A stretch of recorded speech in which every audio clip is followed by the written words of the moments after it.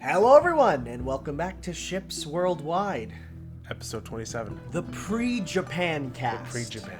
Where I actually go where my side of the podcast is labeled for. For me, the pre-Comic-Con cast. Oh, yeah, that's a thing that's happening. Yep. That's you're not going to it though, No, right? I'm going to be Engaging with it from afar. Yeah, of course. Yeah. Okay. Yeah. So we'll both have a lot to talk about when we get back. Yeah, for sure. Well, at least for each of our respective sides, Yes, right? of Yeah, course. perfect. There you go. Yeah, It's like the world is working in our favor. I know, right? Except the weather. Yeah, it's not the nicest here, and apparently where I'm going, it's like monsoon season, so it's looking a little rainy for some of it, but hopefully it just leads to like a dope atmosphere. What do you Like lo-fi, chill, hip hop, Like kind Mist? of like just that cool rain with like it's kind of dark but kind of like mean? I see what you're talking about. the aesthetic, right? Yeah. I want to go to Japan and I want it to be like every single depiction of Japan I have in my head of just like this dope, chill world. You want it to be like Persona 4? No, because Persona 4 is out in the boonies. I want it to be like Persona 5 when it's raining. Oh. Right? Okay. Right? Okay. Yeah, right? Yeah. So I could actually go to LeBlanc. It's a real like place. Do it. I think Take it's pictures. I think it's far from where I'm actually staying though, because like Tokyo's pretty big. Take a but trip. I'm actually because I have I guess we're going into life stuff right now. But What are our names? hi, I'm Tanner, I'm Adrian. and I'm the Japan guy. I'm the Western guy. So yeah, I'm going to You're Japan just like for a the first country. time. I'm the entire, To be fair, the entire West like, Coast. but compare how much more news there is for Japan than there is for the West. Like it's comparable. News that I care about. That's though. true. I tried so hard. tried hard. And I got 4 things, one of which I put in just to be a poop head on. But no, so for my trip I'm doing the tour for the first like 7 days of it. And then the last 5 are going to be kind of on my own and seeing where we go. And I have some plans, but not full plans. So if something else comes up, who knows? Like there's so many options, right? I'm even thinking of like, what about later years, right? Like what about later down the line? Like one thing I want to do, and this is like, there's a couple like tours that aren't like official tours, but ones I want to go on. I want to go on the Fate tour, which is go to the locations that everything takes place in, because the game of Fate, they like the backgrounds are just photographs that are painted over of real places. One of them is in Russia, can't go there, but the rest of it, like you can go there, right? Okay. I want to do the Digimon tour. Digimon takes place specifically in Odaiba, which is a part of Japan, of Tokyo there. It's like I want to do like, so I'm thinking like, what do I want to do this time? The only things that are jumping out to me like are my for sure's right now are Kirby Cafe, because it's going and I want to eat some Kirby food. And it also has a CD that you can only buy there full Yeah. of cafe remixes. I want that. And the Monster Hunter Cafe or Monster Hunter Bar, because I want to eat the meat on the stick. I want to have the well done steak and just go into it and go so tasty. Oh, you didn't get that because you started with World. No, I played. Oh, 4. you did. So Yeah. you know the so tasty. Yeah. Yeah, it's gonna be the best. Don't underestimate my knowledge. Yeah, sorry. Well, the World was the one that you jumped on the most, though, right? No, I put like 40 hours into 4 on 3DS. But that's like 3%. They say the first 90 hours of the tutorial of Monster Hunter. Okay. But other than that, like yeah, I'm going pretty soon. I'm a little nervous still, though. I texted my I messaged my phone company, and they're like, "Oh yeah, no, you have Roam Like Home, so my phone will just work like it's at home here." That's cool. So like I can web search and like that solves everything, because then I can maps, translations, everything, right? Nothing like just experience as an adventure. Yeah, no, for sure. So I'm excited. That's coming up real soon. Other than that, oh hey, spring break is on. This is the first one with actual spring break. Or summer vacation, sorry. Spring. Sorry. Summer, it's because it's so rainy. It's like it doesn't even feel like summer. It feels like rain season. But no. I'm glad it's rainy though. Everything's so much greener. Yeah, but it's not nice when you have to like mow the lawn and stuff. That's not fun. But no, summer vacations here. I'm done my school year for now. I have 2 months off, so it's gonna be a nice, relaxing time playing just so many video games after I get back from my trip, of course. So, Gonna take your Switch to Japan? yes. Yeah. Okay. Well, it's a 17-hour flight. Oh, okay. I don't know what else there is to do on a 17-hour flight. Well, I'm gonna give you a little something. Okay, well, just wait on that. He's talking about the what we're exchanging. It kind of sounded wrong. But I'm just trying to think. Anything else? Nothing in particular. No. That's about it. I will have more to talk about when I get back. Oh yeah. So for me, I got approved for my student loans. Very nice, very nice. Good old $9,000, I think. Oh, that's good.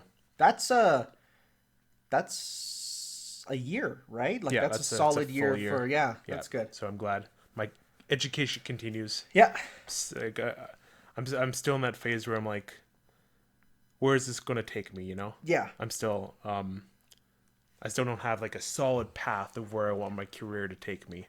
But I'm hoping that eventually It'll become clear. I'll hit something. Yeah. You Yeah. know? So that's what I'm doing right now. Just working, doing the work. Oh God, something happened yesterday. Like you know how something happened, Yeah, but you don't but- know exactly what it was? Yep. Something happened yesterday at work.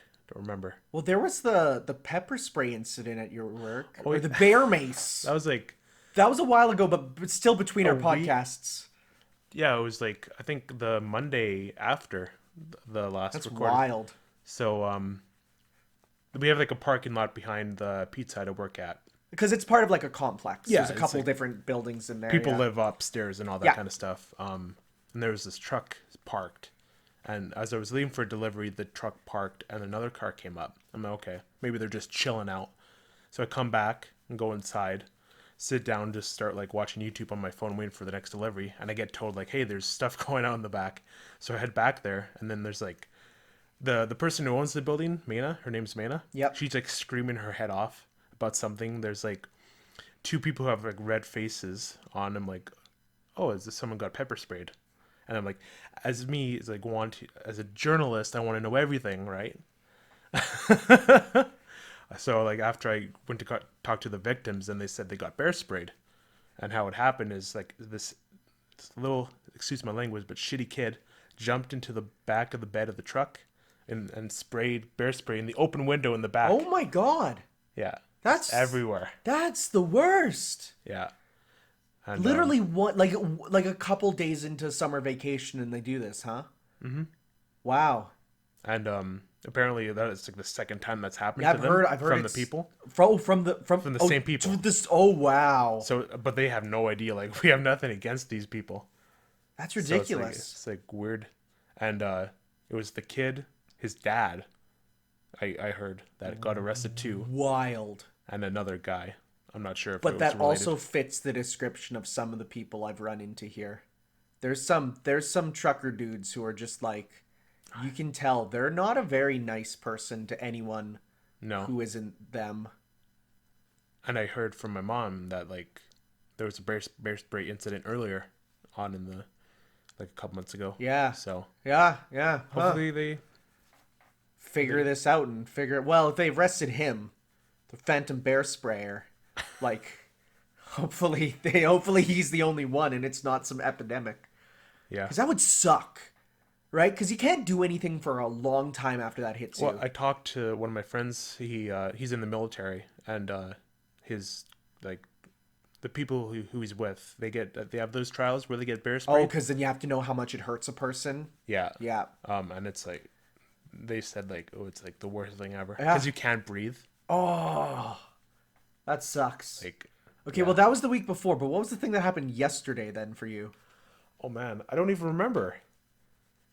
Was it the thunderstorm that shut off my power?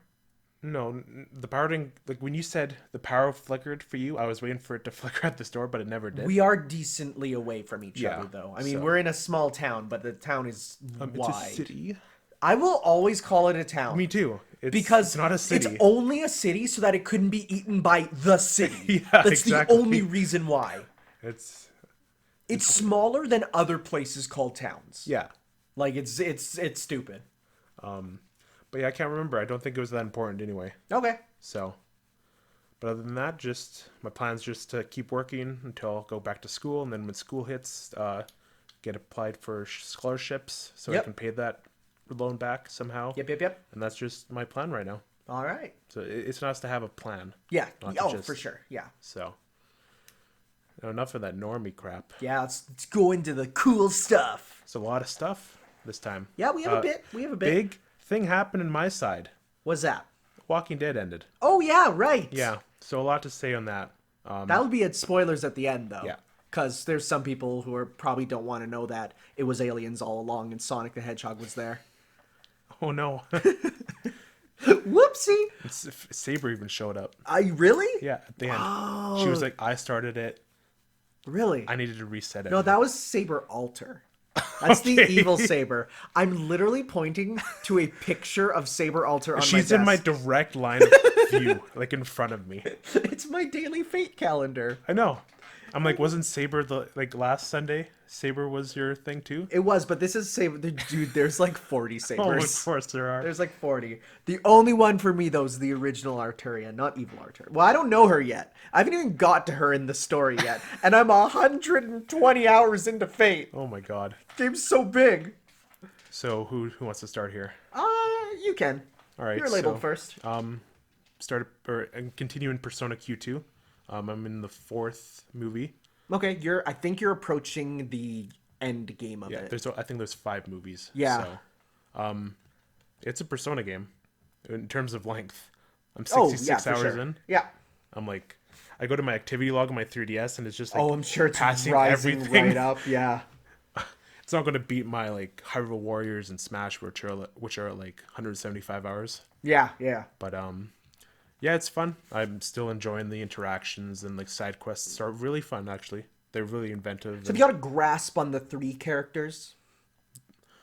Yeah. Like you at least know who they are, right? Like you can Yeah. get their personalities through. So like the Makoto, the main guy. Yeah. He's very stoic. Yeah, incredibly stoic. Yeah. Not like you, who's a pimp master playboy. And then there's Minato, the Persona 3 portable. Yeah, that's wild she's in. I still can't believe that. Because she's like alternate universe stuff. And I've read that she's completely different. She acts completely different from her game. She's From her game? From her her source game. She's really bubbly in this one. Where she was Okay, I'll give you an example of the difference between playing as the male and the female in Persona 3 Portable. Male, there's a student who walks up to you and it's like, oh, I would kill for a photo of Mitsuru, the red-haired one, right? Like, she's so beautiful, I'd kill for a photo. And your options are like, that's not nice, or, oh, me too, right? With the female protagonist, the options are, that's not nice, and I'll sell you some for 500 yen, right? So it's like, that's the difference in her personality. She's very, like, she will be like, yo, but where's the money? So that's kind of maybe they are similar then. So yeah, I've heard, but I don't know. I haven't personally played through all of P3P because imagine playing Persona 4, but the only parts that are actually fully developed are the dungeon parts, and the overworld becomes menus. Oh, okay. So that's what Portable does, where it's just like, oh, you want to go through the, like, you're in the school, you get one background, and like the school, like your characters are on top visual novel style. You know, you go to the store, it's just menus, right? So they cut out a bit of that. So that's why it's like Persona 3, it's tough. It's like, well, which version is the best version? Well, FES, the PS2 version, has 3D overworlds and an extra entire epilogue, where Portable doesn't have the epilogue, and it has 2D, but it has a whole other character's campaign. So it's like there's no definitive version. Just play both of them. Yeah, oh, totally. Yeah. There's stuff in the game that like alludes to the source game of what's going to happen, because like they get taken from their worlds at a certain point, but like Goro, like he kind of alludes like, hey, I'm not here for them, you know? Like the characters who are actually smart are like, are you a villain? Yeah. And I could just imagine Goro's like, I did not sign up for this when I did this. But yeah, it's still really fun. The bosses are, the third boss, like, it really kicked my ass. Had to grind a bit. Then the second time, it's like, oh, this kind of like breezed by when I knew what to do. Oh yeah, It's yeah. like, Sometimes conserve your SP and then use it all here. and sometimes it's like, oh, I didn't know to put this item to make it so that I'm not hit by this element or something, right? Yeah. And especially with the third boss, you wouldn't know because it's all about like you have to do this attack at this moment. Yeah. And like I had no, I would Yeah, have you no can't idea. know on your first playthrough. You gotta go in and try. Yeah. Yeah, it's fun. Okay. Next is Crash Team Racing. CTR. Been playing that. I wanted to play with Beat, but I think it's what is it? Like we can't play with each other since we're in different countries. It's region locked? I think so. That's weird. Because we were trying for like Are you an on the hour. same system? Yeah, Switch. Huh. That's a weird thing. Unless the servers were just being 2019. weird. I can't imagine it being region locked because there's no reason to. Unless it's like tied to. No, there's no reason to. That's weird if that's the case. Like it was like It might just be immediately server denying stuff. us. It might just be weird server stuff. Maybe. Because I can't imagine a game being actually region locked. That's strange. It is strange. This whole game is strange in the way it's set up. But the Grand Prix started with Yep. the new track and the new costumes and the new characters, which like are so boring. Have you seen them? Well, because they're a callback to the trophy Yeah, girls but, from like, the original. they're so boring. And you gotta add more girl characters. Crash Bandicoot is not guess. known as a series for its female representation. That's fair. So you gotta put in a couple. And you know what? They're bait for a certain about to audience. say They are that. absolutely. I think I saw Vinny put up a thumbnail for one of his videos, and it's just like a close up of one of their chests, and I'm like, I mean, I get what you're doing, and you will get views. I can't wait to watch these videos. I definitely would stoop to that level, and may have in the past. They also added a biker crash as a costume. That's cool. That's cool. Got that. Any sort of like referential costume, I'm a fan of. Yeah. I don't like the stupid blue crash outfit. The neon. Or like yeah, it's like if it's like random stuff like was it an engine in a tutu or something? Like I'm like I don't get it. I don't get what the point of it is. It's really Fortnite-y. A little bit, yeah. It's like give me referential stuff, give me callbacks, give me call forwards, give me references to other series, but don't just make random costumes. Like, oh, it's Crash, but a cowboy. Sure. As I was playing this, I was like, I want this to be in Mario Kart. The Grand Prix system? Yeah. My only concern is like if I were to buy it next month, would I just not ever be able to get that content? Well, that's the whole thing with like service games, right? And it sucks. But there's a chance it'll come back. But 20 years down the line, will I be able to get that stuff? I guess. Like but, for tracks and characters? not tracks, but like when it happens, those tracks are available. But like they stay in the game. Okay, the tracks stay, but say I want Spyro and I miss Spyro. No, the characters and tracks are for CTR. They're going to be added, stay in the game. Okay, it's characters just and tracks. It's just the costumes. Cosmetic stuff is stuff that cycles. Okay, that's not as bad, but I still kind of feel like I wish then at least like maybe it'll be like, okay, next season they'll just add the old stuff into the pool of stuff you can get, right? Like at least to make it so that if it's down the line, it's not like, well, you missed it, it's gone. So I don't like that. I don't like that. That's idea. your problem with Overwatch. Yeah, right? Because it's like, oh, you missed it, it's gone, never to be seen again. Or comes back get a year later. Yeah, but again, Am I going to be still playing it a year later? but 2035, when Overwatch 3 is out, will I be able to get all the stuff in Overwatch 2, or are they just gone? But will you care? I mean, I don't care about Overwatch, but if it's a game I would care about, right? Monster Hunter. Monster Hunter, yeah, exactly. Like I'm my only concern about World is all those extra quests. Will I be able to, when the game's done, will they just unlock them all for me? Right? Maybe. I hope so. Because otherwise you can't get Dante, you can't get Ryu, like you can't get this stuff after that. So I hope so. There is a switch for turn them all on, which is whenever there's a festival. It's like I hope that's the case. Do you see the leaked characters for the future DLC? The only ones I've seen are Spyro. No, who? There's so you know how they said Spyro and friends? Yeah. It's more like Spyro and enemies. Okay. So then it's like, I don't think anyone cares about spoilers about the roster of a kart racing game. Okay, so they're adding Spyro, Hunter. Yeah, I was gonna say Hunter's not happy about that. I thought Hunter would be in. That makes sense. Ripto, Ripto makes sense. Gnasty Gnorc, He's a bit big, but sure. and the Sorceress. So like the main villains from all Okay, three yeah, games. that makes sense. That's a good. Yeah. Good and then picking. some weird Crash characters. I'm much more a Spyro person than a Crash person. So do you know who? I can't even remember their names. I think they're like obscure characters from like Nitro Carter. Huh. I think they're even pulling some Cortex's niece gonna be in? I didn't see that. Oh, okay, I liked her. Oh, sorry, we don't have a list, but That's fine. anyways, moving on. Super Mario Maker 2 came out. Yeah. Have you been making those Marios? I've been making 2 Marios. I made 2 Mario levels so far. That's... I haven't been diving in because like your Mario Maker output's a bit low. I'm gonna need you to crank up the level production. been playing Persona Q2. I want to get that done, and Fair then enough. I'll dive into Super Mario Maker 2. But it's really good. Mm-hmm. It's just so not fun to play with or like make levels in the on TV mode. I have to take it out of the dock. I got like my own like stylus. I don't like for it. using my fingers. I use a stylus. I bought a stylus for it. I don't like using touchscreen. It's so much better. I just would much rather have, because there's been times where I try and do anything, like even like touching it, where it's like, oh, you missed. It's like, well, now I gotta hold the undo button.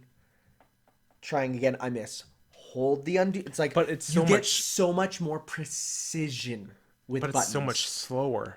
I'd rather well. Is it slower when I keep making mistakes with my fingers? And the whole thing with like you have to switch to the menu by pressing a button. That's fine by me. No, it's not. It's fine by me. Not by me. Because it's once you it's like any on-screen keyboard, you get fast with it once you know what to do. Like on like the PS4 keyboard, I can type fast on that now. Right? When it first came out, yeah, I was like, oh man, this isn't the PS3 keyboard. But as time went on, it's like, now I can type fast in it. Just like the same thing here, where it's like, at first it's going to be slow, but then as you get better, you'll be able to quickly go da-da-da-da-da and do that stuff, right? Look at Little Big Planet. I did that all through buttons, and it's the same thing of, well, once you know how to do it, you can do it fast, right? I suppose, but I always like to make levels on my touchscreen. Fair enough. Agree to disagree. But are there any levels you played that were like stand out yet? There was one really cool one. It was called like Back to the Future, where it's like you started at the end and it was locked, so then you slowly had to keep going backwards through the level through different doors and stuff. It was pretty neat. That was a neat one. There was that one, the one temple one we played together. The one where you're like climbing up the was pyramid cool. and you had to get to the top, and then at the top you got the giant boot that you went to smack down with. That was cool. That was a neat one. I really enjoyed that. I played one where you go in a rocket ship. Oh yeah. And it was really like puzzle focused. You had to like go back through the door, and then there's like a small space where you had to fight Bowser Jr. Mm-hmm. Like a really tiny space, so you had to make sure like to get the 1-up mushroom and bounce on his head and make sure. Oh yeah. But there was like also a 30 coin right in the corner, and you needed him to destroy the blocks and all that. Oh, okay, that's neat. That's neat. And then also like open up the floor beneath you. Yeah. And then as you like left the ship, you go back into the main world, and then you need to find like a way to like turn on the off switch. Yeah. So you have to like go back into the ship, and it was really cool. Yeah. Interesting.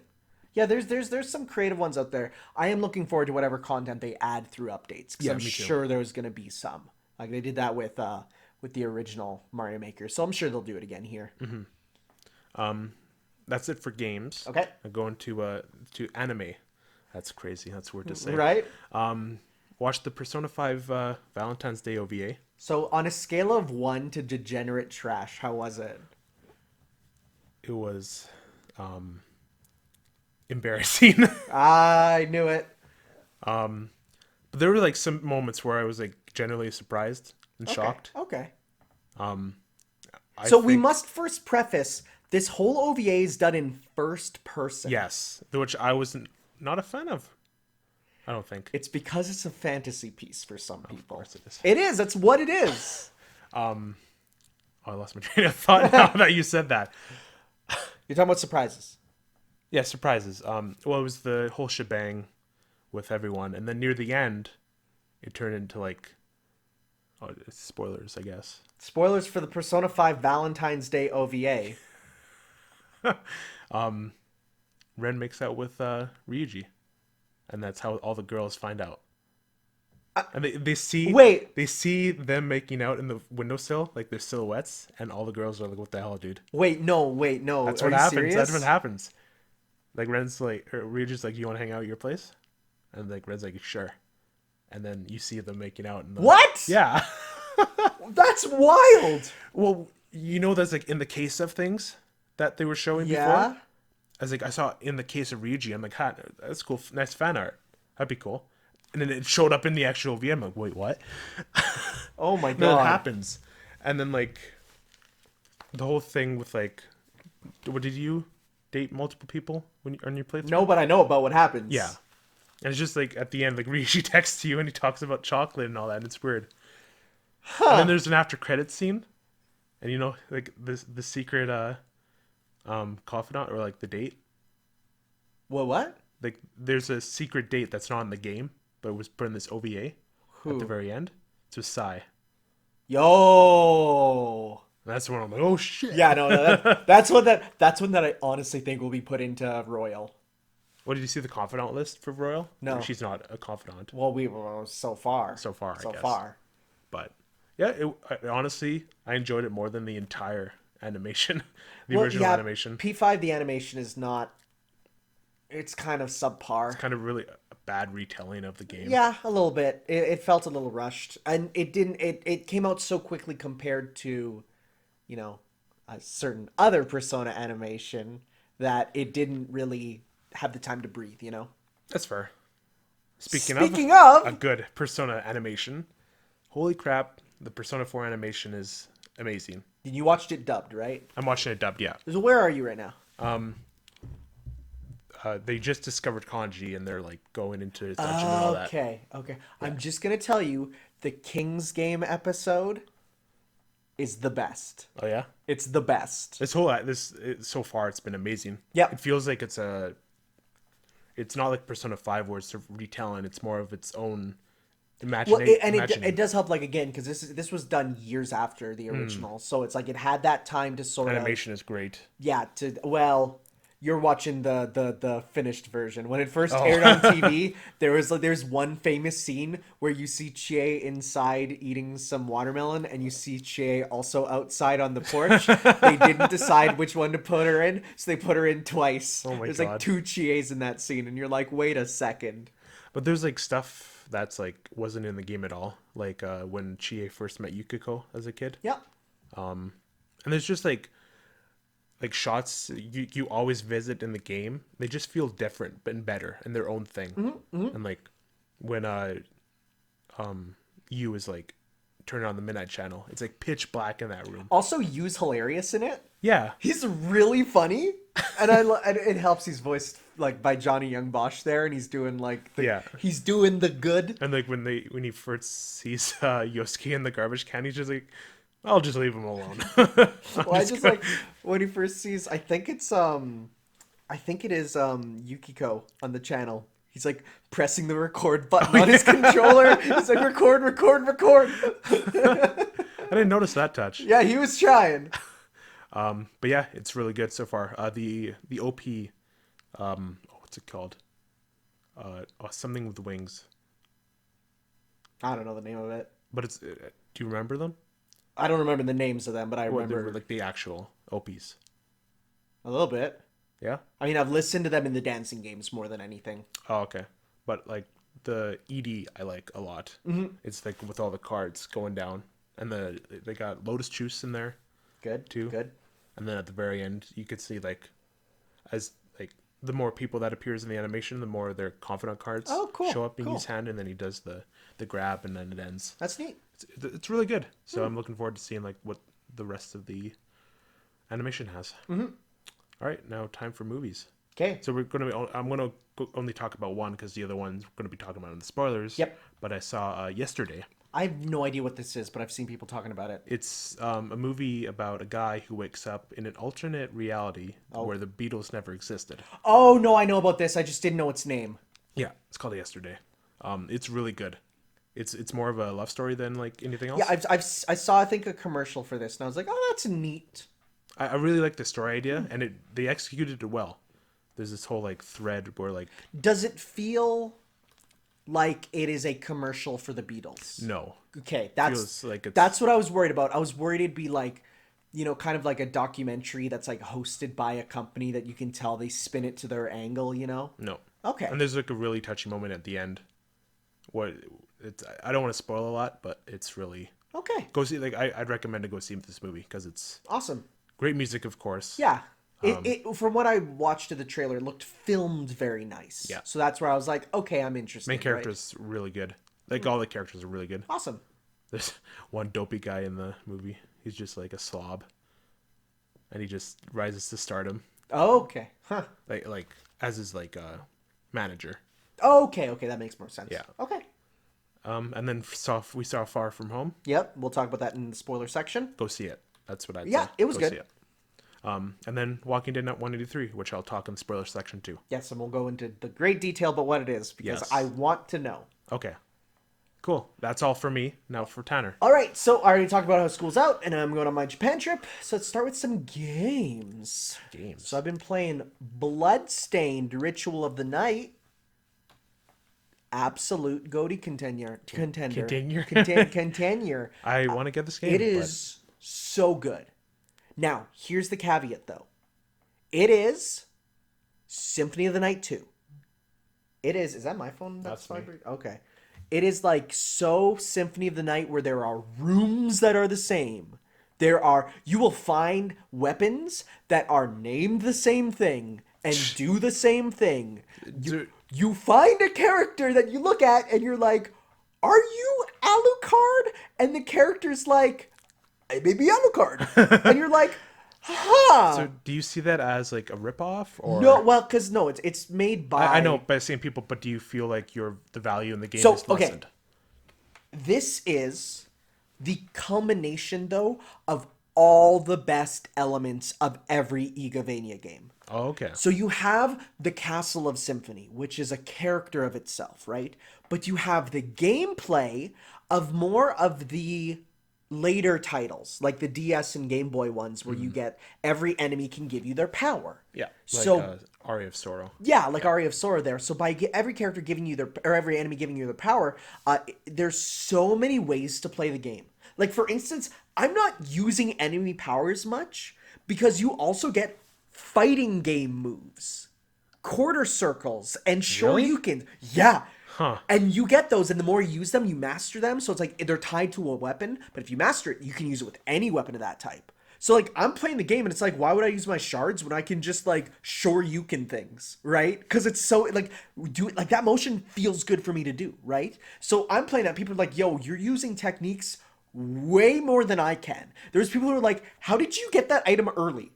And I'm like, well, I just did 3 quarter circles in the air because it lets you move forward every time you do it. And they're like, I can't do one. And that's one thing I will say.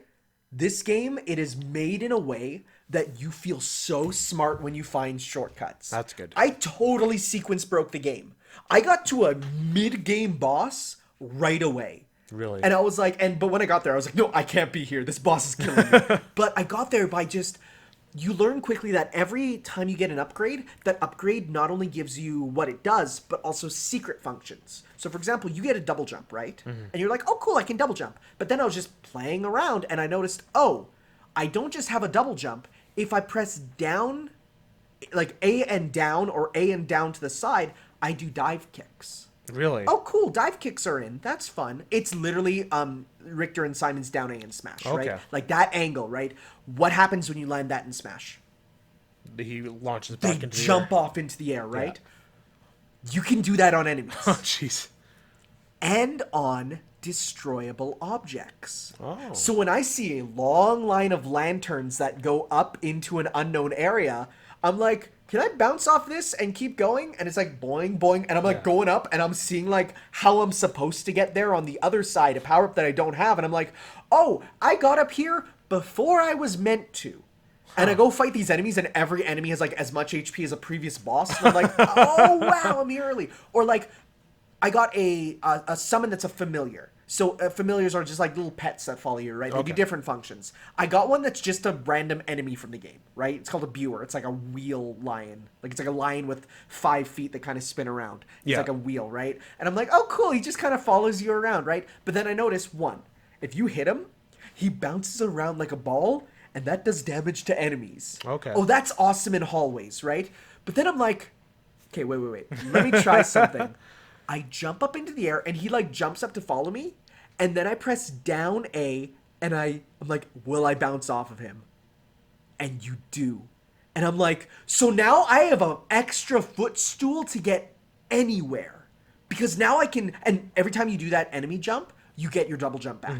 So it's like, I'm like, oh, there's so many more places I can go. And it's not the, like, intended way to get through stuff. There's no area where you're meant to use these techniques. But if you know how to do them, you can explore all these other places before you're meant to. And you're like, oh, it's so cool, right? So That's cool. Like I like how free it is Metroidvanias so are. free. And this one's the most free of them all. Wow. There's weapon classes of so many types that I'm like, I'm not, like, there's guns that have a whole system that I'm like, I'm not using the gun system because it's too much for me. Like, I'm already using techniques, right? There's a whole cooking side thing where it's like making dishes. Really? And yeah. And it's like, there's so Wow. much to it. And I'm at about 50% map completion. So the map completion is like your actual completion rate, because to get everything you have to, it brings up to 100. So I'm at about 50% of the base game, and already I'm like, this is awesome, and I cannot believe there's more coming. How many hours are you in? Probably, well, I can just check Steam, There you go. because that's what I'm playing it on. I'm at 12 hours so 12 far. hours? Okay. 12 hours so far. So, and I just got it on Steam because I heard the Switch version wasn't the best right now. Do you have the Switch version? I do have the Switch version. It's over in my games there. I actually got the I'm just going to go show it to you. So, Okay. because it looks really cool. I got the special backers edition, and it's real nice looking. Oh, yo, that looks awesome. It's real nice looking. It's just a slipcase, and I am getting the actual like full game slipcase, like the one that's going to be with the collector's edition, but it just comes with a really nice sort of slipcase It there. says campaign backer on the back there. Yeah. Oh, and one cool thing, you also get a backer number that when you get it, you can input it at the start of the game, and it puts your name and backer number and chosen in-game clan as like just in the game for you. So when I start it up, it says my name, it says my clan, which is the Zaibatsu clan, so the best friends play, and because of that, I start with a mask of Zubaz. Really? Yeah. That's cool. Now, you can get all the backer things by putting in codes, but you can only put in one per playthrough, unless you put in your backer code, then you can get two, right? Because then you could use the name for one in that. So it's really cool. I really like the designs of the monsters, like from what I've seen. Oh, the monsters are really well designed. Well, because here's the thing. All the monsters are just the 99 demons from the Necronomicon. So like they're all there, right? But there's some fun ones. There's a lot of stuff where you're like, that was made by someone who is a little horny on main that day. But at the same time, they're fun. There's some like wild ones. There's like a chick who's it's just a chick rocking out on an electric guitar, and she's an enemy. And of course, like, what do you get when you kill her? Oh, you can rock out on an electric guitar. So it's just, I've been loving it. It's honestly one of the best things I've played in a long time. Wow. And it's just the best Iga game, and it's getting tons of content. I will say I got the bad ending though. Yeah, I read that on And Twitter. so it's when I'm talking about it's Symphony of the Night 2, it's literally the same way you get the bad ending of Symphony of the Night, which is kill the final boss before you discover the mystery.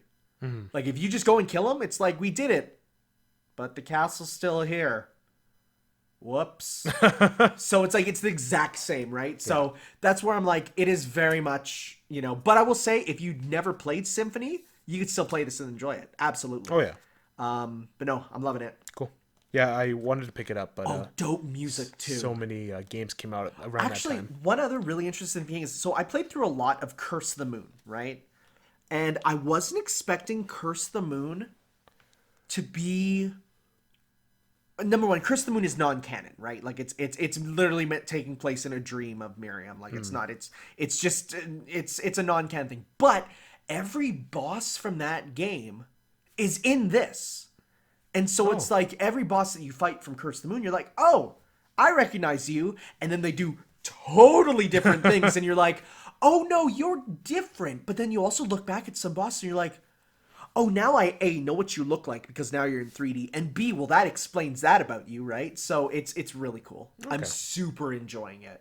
Cool. Some of the puzzles are a bit confusing if you don't know what they are, though. Like there's a couple where I'm like, I have no idea where to go, and I had to look up a guide. And I'm like, oh, that makes sense, and I would have found that by exploring around and trying things. But it's like, use this power in this room to have this happen, and it makes sense if you think about it. But you have to think like a level above what you're used to. So, but I'm enjoying it. Okay, cool. I'm also continuing. I'm back to Fate, onto the third route, the final main route of the game. What are you gonna do when you're done? Well, I'm gonna show you my desktop real quick, okay? That's Fate there, okay? Okay. That's Fate, Hollow Atraxia. It's the sequel. Oh, there's a sequel. Yes, there's a sequel. That's Tsukihime. That's a game that was made before Fate, but takes place in an alternate universe, but the same universe. Like it's the same multiverse, but a different universe, right? Sure. That's the bonus disc for Tsukihime. That's the sequel to Tsukihime, and that's Melty Blood, which is a fighting game which takes place in the Tsukihime universe, which they're all tied together with. But you're still on Fate. I'm still 120 hours into Fate, and I'm about 65% through it, I think. So a couple years still. Yeah, it's big, and that's not even counting the where am I going? Where am I going? There we go. I just saw the comment. Yeah, don't talk about that comment. But there's also then the actual other Fate video games, the console ones. Oh yeah. So there's the Fate PSP RPG I'm gonna play. There is the Fate fighting game by Capcom I'm gonna play. There's the Musos I'm gonna play. I've lost control of my life. It never ends. Oh, and then there's the mobile game. It never ends. That one is the one I'm scared about. Oh. You could say it's your fate to play this forever. Right? I will say though, it's still unlike the second route. So the way it works is, again, it's sort of like, Fire Emblem, not Echoes, but Fates. Well, ironically, Fates. How it's like you start the game, then you get to a point, and it's like choose your side, and then you see like then the joke is join Smash instead. Yeah. So it kind of works like that, where the beginnings are the same, but then you get to a point where they split. The only thing is the split here, you get it, and then it plays about the same as the first route, and you're like, oh, this is like there was like an hour where I'm like, this is the exact same as the first route, like word for word. But then you get to a point where a character says something and you're like, hey, wait a minute. And then the main character's just like, how about I go talk to the final boss, like right now? And you're like, are you sure about that? And he just goes up to the final boss and is like, hey, can you tell me the truth? And the final boss is like, you really came back here? Because he talked earlier. And he's like, yeah, you just tell me the truth? And he's like, huh, sure. And he just tells you the truth. And like, you learn all the plot twists that took like hundreds of hours in the other routes right away. And you're like, oh, so now he's starting the game knowing every plot twist. And you're like, so how's this going to change then? When he knows all this stuff. And he's even like, okay, just tell me the truth. Tell me everything. And the villain's like, I'll tell you. You probably want to join my side after that. And he's like, I still don't want to join your side, but now I know everything. And you're like, what? Like, it's the thing is, it all starts with a small action that changes the course of the game dramatically. It's like a butterfly right? effect. It's such a butterfly effect, right? So that's why they all start very similarly, but then they go wildly different. So I'm enjoying that. This route is apparently the longest. So it's like, you look defeated. It's going to be so much. 2 endings too, so I'm going to have to try both paths of this route. Fun. Are you having fun with it? I'm loving it. Okay, that's what matters. So engaging. It is just like the writing is good, the characters are good. Saber is my wife, and she's literally all over this room. About 7 months ago, there was not a single piece of Saber in this room. 7 months ago, there was not a single piece of JoJo thing. That's true. You That know? is true. Times they do a change. Speaking of, I don't know how this is working as a transition, but I'll take it. Terrible segue. but it's Yep. I've been playing more Sakura Wars on the PS2 there. And wow. This is so it's another visual novel, but this game does something actually really cool. One, there's like the Fire Emblem style top-down strategy stuff with mechas. That's a lot of fun. And one of the reasons why it's the most fun, there's no levels. There's no leveling up. It is like you are given set stats per chapter. So because of it, it's way less about how good have I played the whole game and how smart am I in this instance, right? You're given all the tools, you just have to solve the puzzle. And that's a lot more fun than, oh, I got to this chapter in Fire Emblem, but because I didn't train up my archers, they're not strong enough, so I'm screwed, right? That's really cool. The actual strategy system in that is one of my favorites. Okay. It works in you're given like 10 units of action, and moving, attacks, defending, healing, those all cost a certain amount, right?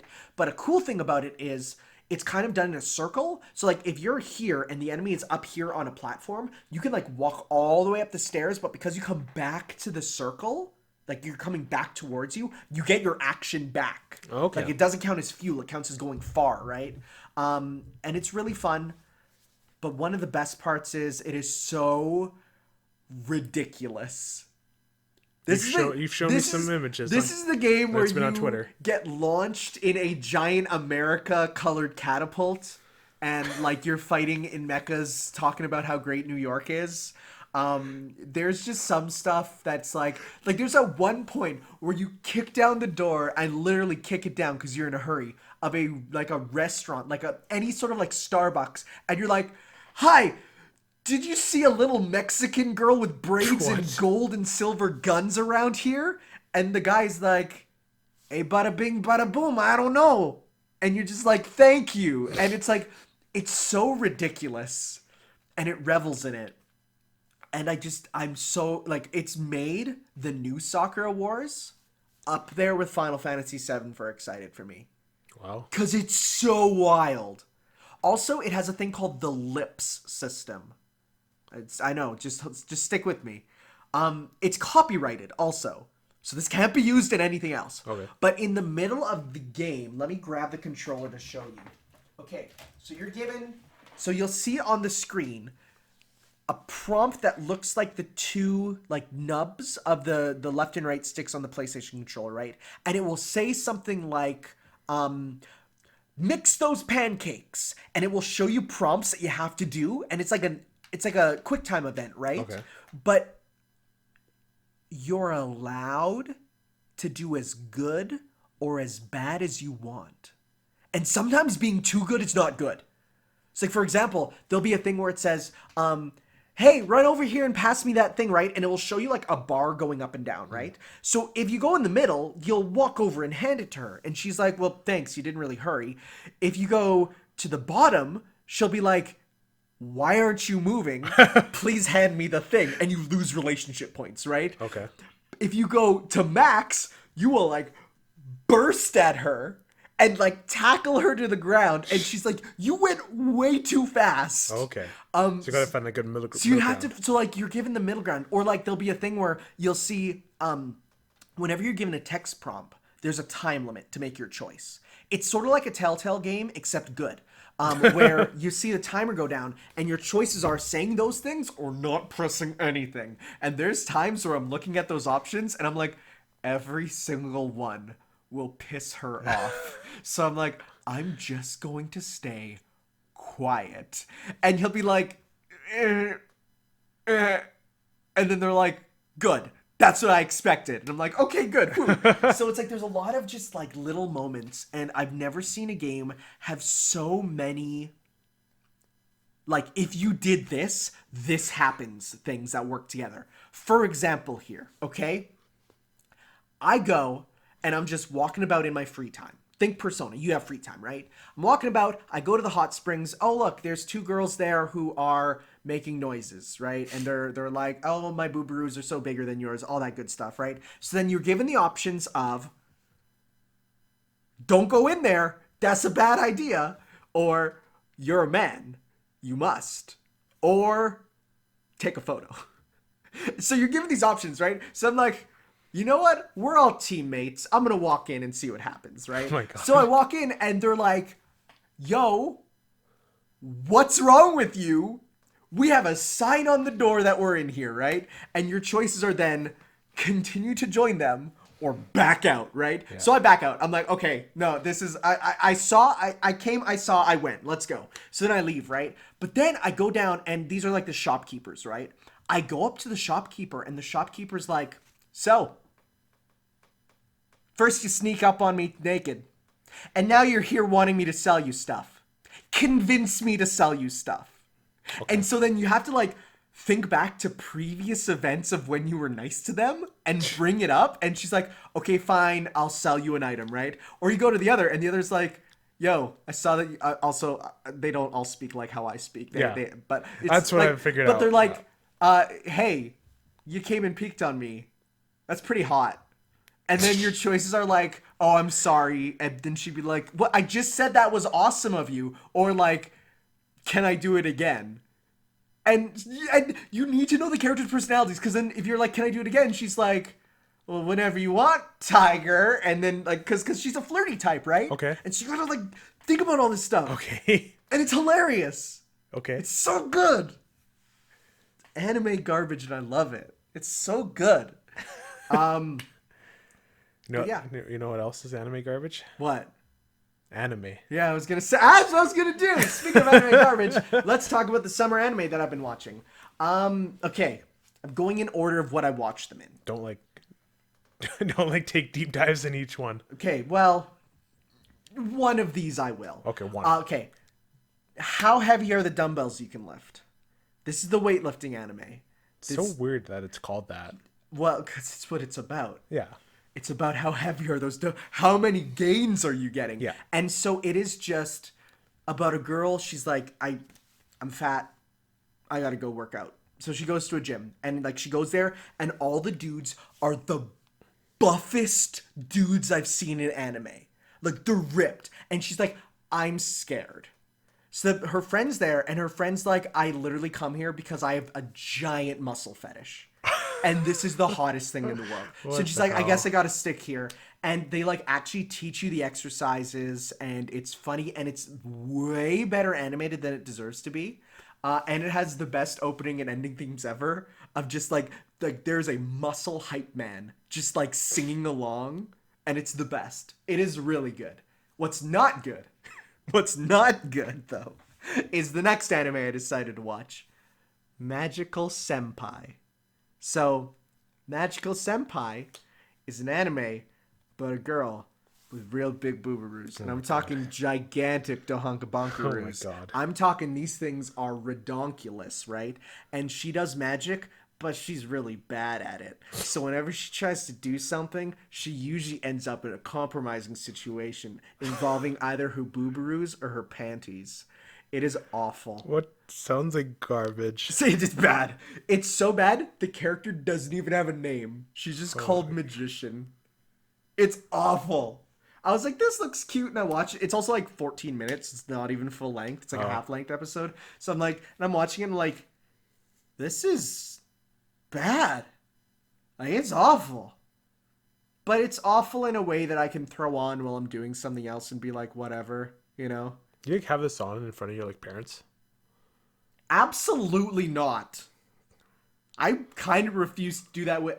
The only one I do that with is JoJo, actually, because my dad's come around to JoJo being like, I don't know what's happening, but I'm kind of enthralled by this.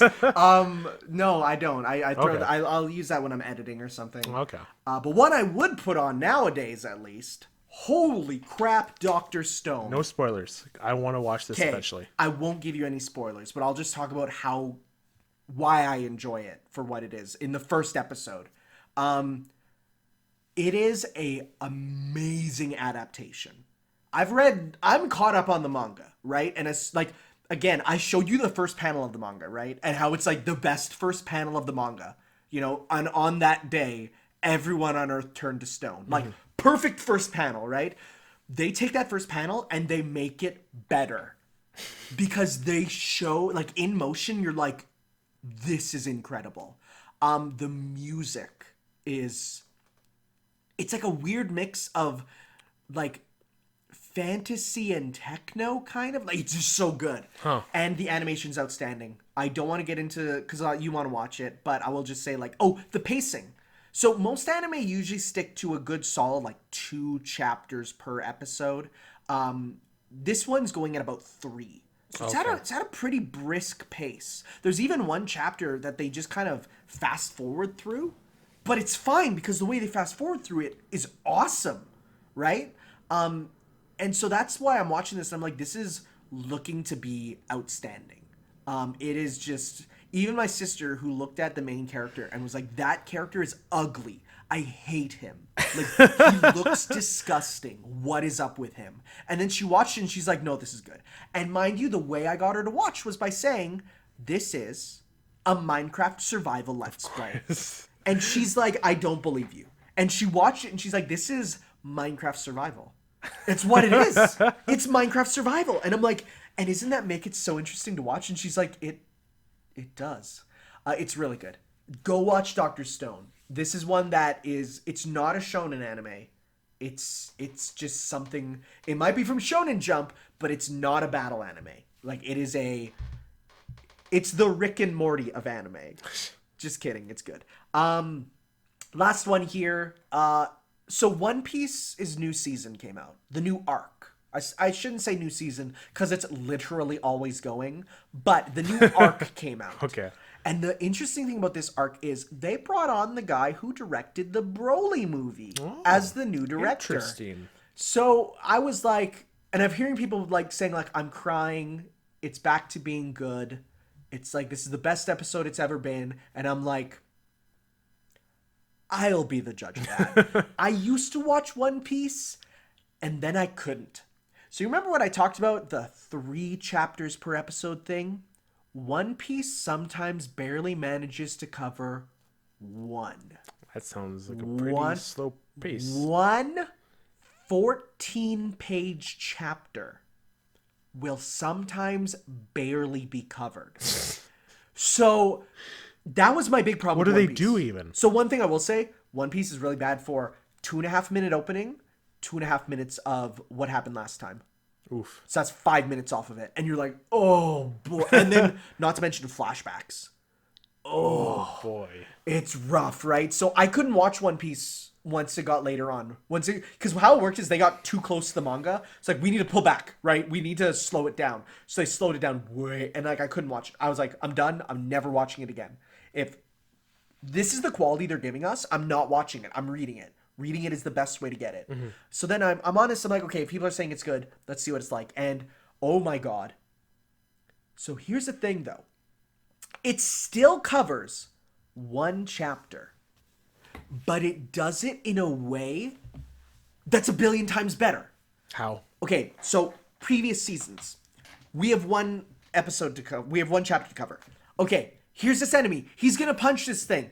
Zoom up to all the characters going, he's going to punch the thing. Go back to him. He's punching again. You see him punching. You see people running away from it. Go back again. He's punching. He's still punching. You see characters. It goes back to them. If he punches that, the buildings will collapse. Cut back to him. He's punching. He's punching. It's the same shot of him punching. They literally reuse it. Cut back to the characters. No, we have to stop him. And they start running. Cut back to him. He's still slowly punching. And then he finally hits the building. And then it gets the characters and they're running again. We're like, we have to stop him. And like, I'm like, oh my God. And there's been episodes where it's like 3 episodes in a row. They reuse the same characters running away shots over and over. And I'm like, this is the worst. Versus now. So now we're in this new season, and to frame it, it's called the Wano arc. And basically it's what if Luffy and the gang went to an island that was just like old school Japan. So like they're all in kimonos, they're like samurai and stuff. Yeah. And so it's framed in the style of a play. It starts with curtains drawing and Act 1 appearing on the screen. And you see a character there who is the musician to the part. She's playing a shamisen, right? So she's diddling away at it. And number one, when you read the manga and you hear like ding, ding, ding, you're like, oh, she's just playing a couple notes, right? And then you go to the anime version and she has like a rock song on it and you're like, yo, this is awesome. And there's like shots of her just rocking out whenever they need to fill some time, and it's timed to the action. Like the whole episode is timed with this music that she's playing. And so there'll be times where she's just slowly strumming. And you'll see like Zoro going for a walk at night, right? And you just see him talking to people, and it's slow still, but it's slow in a way that makes you still enjoy seeing what's happening, right? Because you have the music, you have character interactions, so it's way better, right? And the action is outstanding. It's not to the level of Broly versus Gogeta, but it's still fluid like that. That's good. So when you see, like, there's a fight with Zoro that's just like him versus like 12 different samurai, and he's just like weaving between them, and it's beautiful. And you're just like, it's back. The show's back. Now, how long are they going to keep it up? We'll have to see. It's still weekly, right? And it's weekly with no breaks, pretty much. So it's like, I don't know if they're going to keep it up always, but even if we get that for the major episodes, yeah, I'm going to tune in, cool. Right? So it's I'm happy it's back. Okay. Now's the big thing. Oh boy. Little bit. Are you too far away from the mic? I'm not too far away from the mic. I can speak loud. So my sister was really like, hey, there's a Love Live concert coming out in our theater. It's called a delayed live viewing. So they did the concert in Japan. Probably just went, oh boy. Oh yeah. Well, I'm sure a lot of them saw my thread that I did. Probably. So they're like, okay, there's a delayed live viewing. I want to go see it. And so I was going to just drop her off there because it's like 4 hours. But then it was like really stormy that day, like possible tornado weather. So I'm like, you know what? I'm going to stick with her just in case. So I was going to go see if there was another movie. There wasn't any at that time. I was like, oh, okay. There was nothing else. Because everything else came out like I would have been leaving after her, and then that would defeat the purpose. So I'm like, dang. So I went in. And I've never been in a situation like this. You know when I brought you to Animathon and you probably felt overwhelmed and weirded out? Yeah, that was me here. So that says something. That does say something. So first off, 90% of the audience are dudes. There's also only about 25 of them. The ones that come in are either in cosplay as the characters, not the guys, the girls. Oh, okay.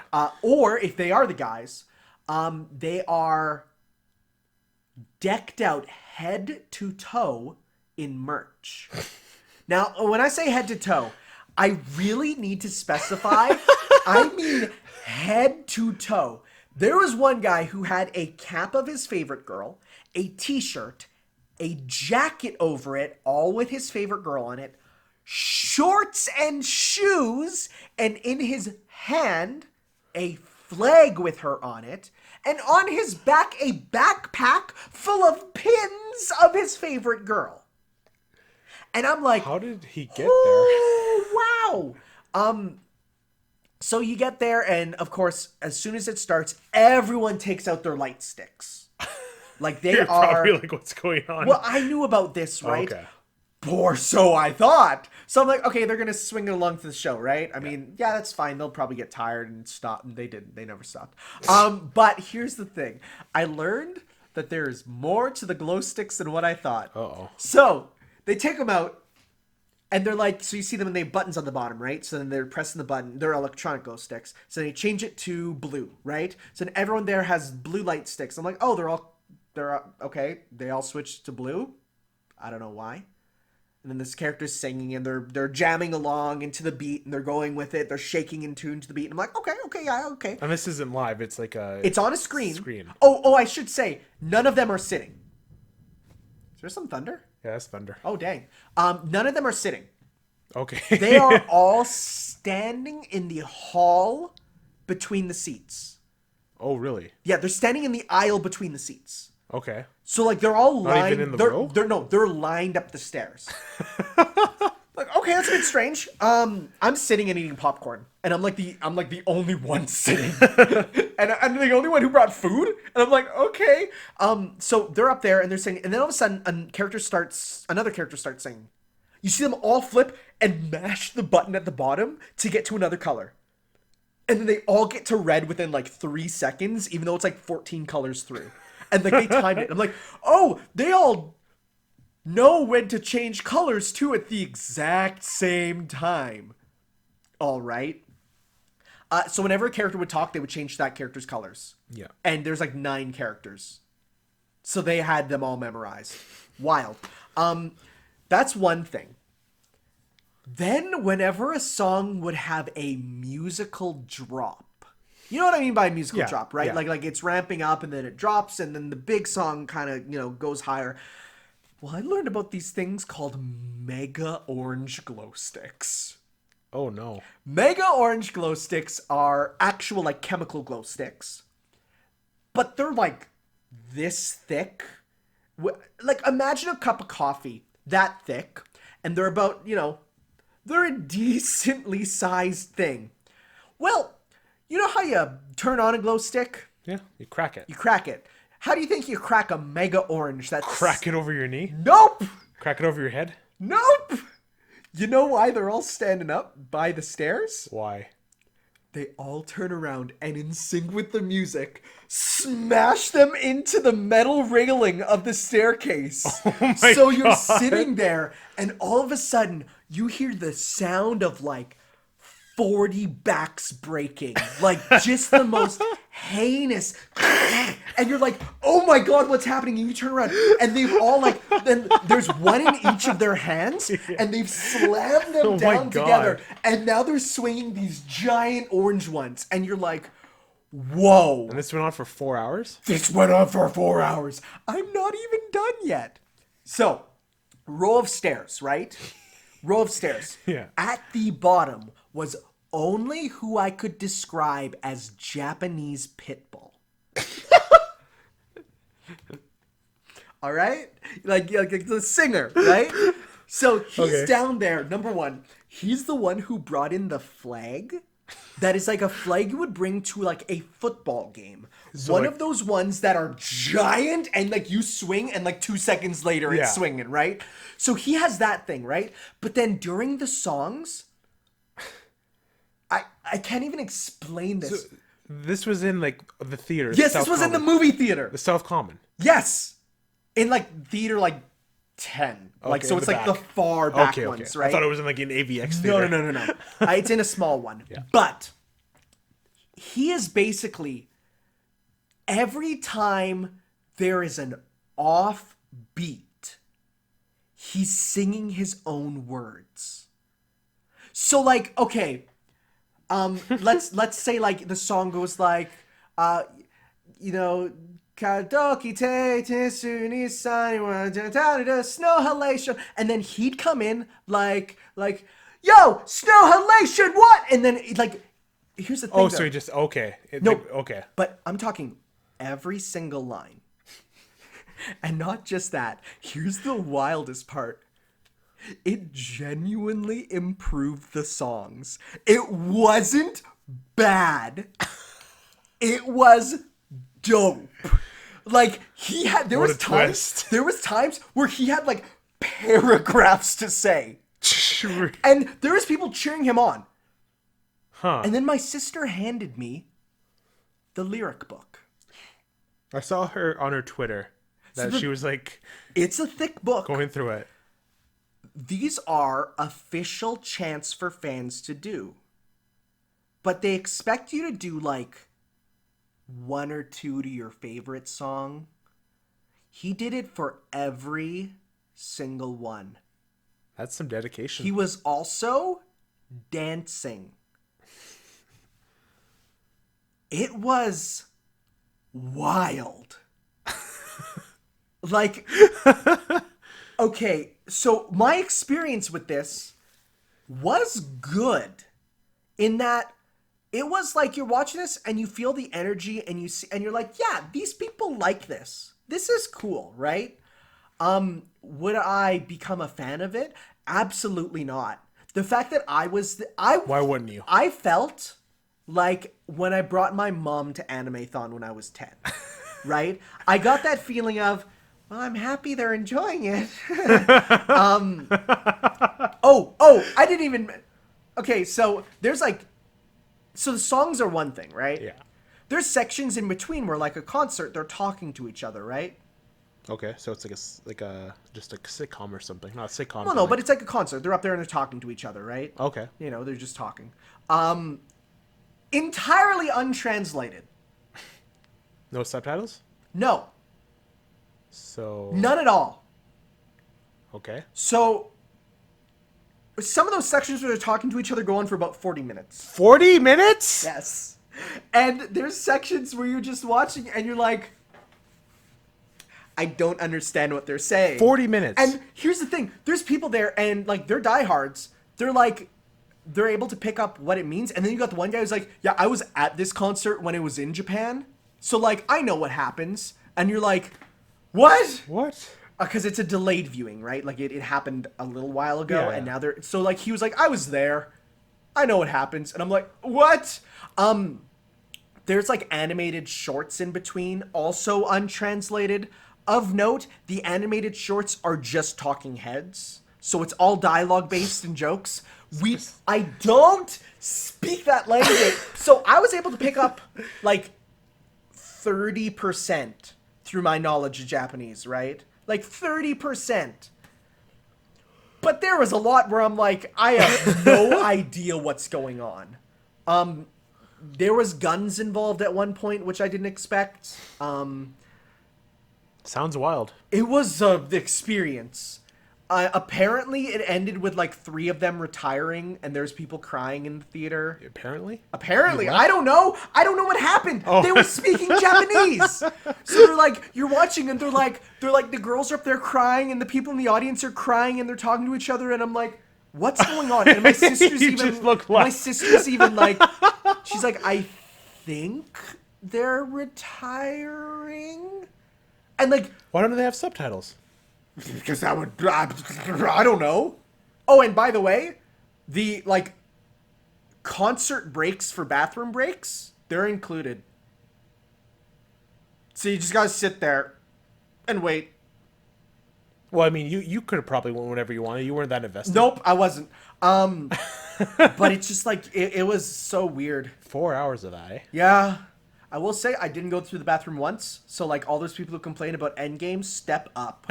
Step up. 4 hours. Full drink to myself. No bathroom. Can't even understand what's on the Step screen. your game. Oh God. I will say it was a testament in how will I fare in Japan with no subtitles, because it's a lot. But no, that was wild. What are your 2019 standout moments? One of the most interesting ones, that's for sure. And then, yeah, my sister's like, are you going to become a fan? I'm like, absolutely not. I'm good. I'm calling it here. That's the beginning and the end of your love life career. Yep. Well, I mean, I played the mobile game. Oh, and yeah, this is all just because of a mobile game. You ever think about that? It's a huge concert and people crying and stuff for a mobile game. It's a decent rhythm game. Okay. And that's it for That's it for we've for what we've been doing. our lives. Yep. Hey, There's news. there's news. Hey, you got it all on screen. Perfect. All right. Fantastic. You go first. Oh, like I know what to say. Stranger Things is in Fortnite with like 15 exclamation points. Aren't you excited? No, I Didn't didn't you even play know Fortnite? for a bit, and then I'm like, this Yeah, well, isn't- then you obviously have more experience. I didn't with know this than Stranger me. Things. Yeah, there's the portals from Stranger Things. Really? Yeah. Did you watch Stranger Things season 3 yet? Not yet. I've heard it's all right. Okay, I want to just go on a caveat here. I hate Stranger Things stands. Well, yeah. I mean, They go berserk over this crap. berserk, Berserk. like guts. Yes. Like, just it's all over my Twitter, and I follow the writers' Twitter, and they're like, That's a mistake. yeah, That's a mistake. I don't know why I haven't unfollowed it yet, but like they retweet everything. And it's like I love these people so much, And like I can't live without them. And it's just like this character. That's the tweet. Finn Wolfhard makes my wolf hard. Sorry. But anyways, yes, Stranger Things is Fortnite. Go play it. I don't know what the hell it's about, but go play it if you're into Fortnite. I'm just sad. The one problem. Remember, Fortnite is not a thing anymore. What? It's just like it's kind of just settled. It's kind of like, you know how to meteorite hits Earth. Yeah. Just decimates everything And now the plants are growing. Okay. You know, like everything's at peace. Maybe not at peace, but like everything just is. It just is, Tanner. What are you saying? You understand me, right? No. It just is. Fortnite just is now. You're saying it's just become ingrained in like the cultural collective and that we just accept its existence? Yeah. Okay. Huh. All right. What were you going to say? Sorry, I interrupted you. I was just going to say, imagine like Thanos and John Wick. Like the actual John Wick, not the knock. Okay, this is the wildest thing to me. How there was a skin in Fortnite that was rip-off John Wick. But then they actually and then got they John put Wick. in the actual John Wick. So like that's real embarrassing, I feel. To be like, No, they played it off as a joke because they had a trailer of them fighting each other. yeah, but I still feel that's really embarrassing. To be like, Do you think Fortnite cares? You think Epic absolutely Game cares? not. Did you? Have you seen the Epic Games CEO Twitter? He's like, No. Go search up his profile picture. I'd rather not. No, it's just him, but it's a really low res image, and you think a guy in charge of this high tech company would have something better than that? Hey man, he likes them JPEGs. It's really low res and loves it's them. hilarious. That's wild. All right. All right. So back on the east there. Fire Emblem Three Houses is really big. Apparently, they had someone play through the game, and they said it is a roughly 80-hour game. Wow. With just like mind you, not skipping dialogue. So like not skipping through quickly, but like having the dialogue and cutscenes play out, right? So no skipping. A normal playthrough is about 80 hours, which is about 4 times longer than any previous Fire Emblem Really? game, right? Yeah. Wow. Fire Emblem games are about 20 hours usually. They also have announced a season pass, but it's pretty laid back compared to a few others. It's Not like Fates was. No, it's pretty much like Wasn't Fates like more expensive than the actual game? well, yeah, because you had to, once you bought one copy of Fates, you bought DLC for the second half. Oh, I guess. And then you bought the DLC third route. So yeah, it'd be more than, and there was a ton of DLC. This one's pretty much like pre-order now for a costume for the main character.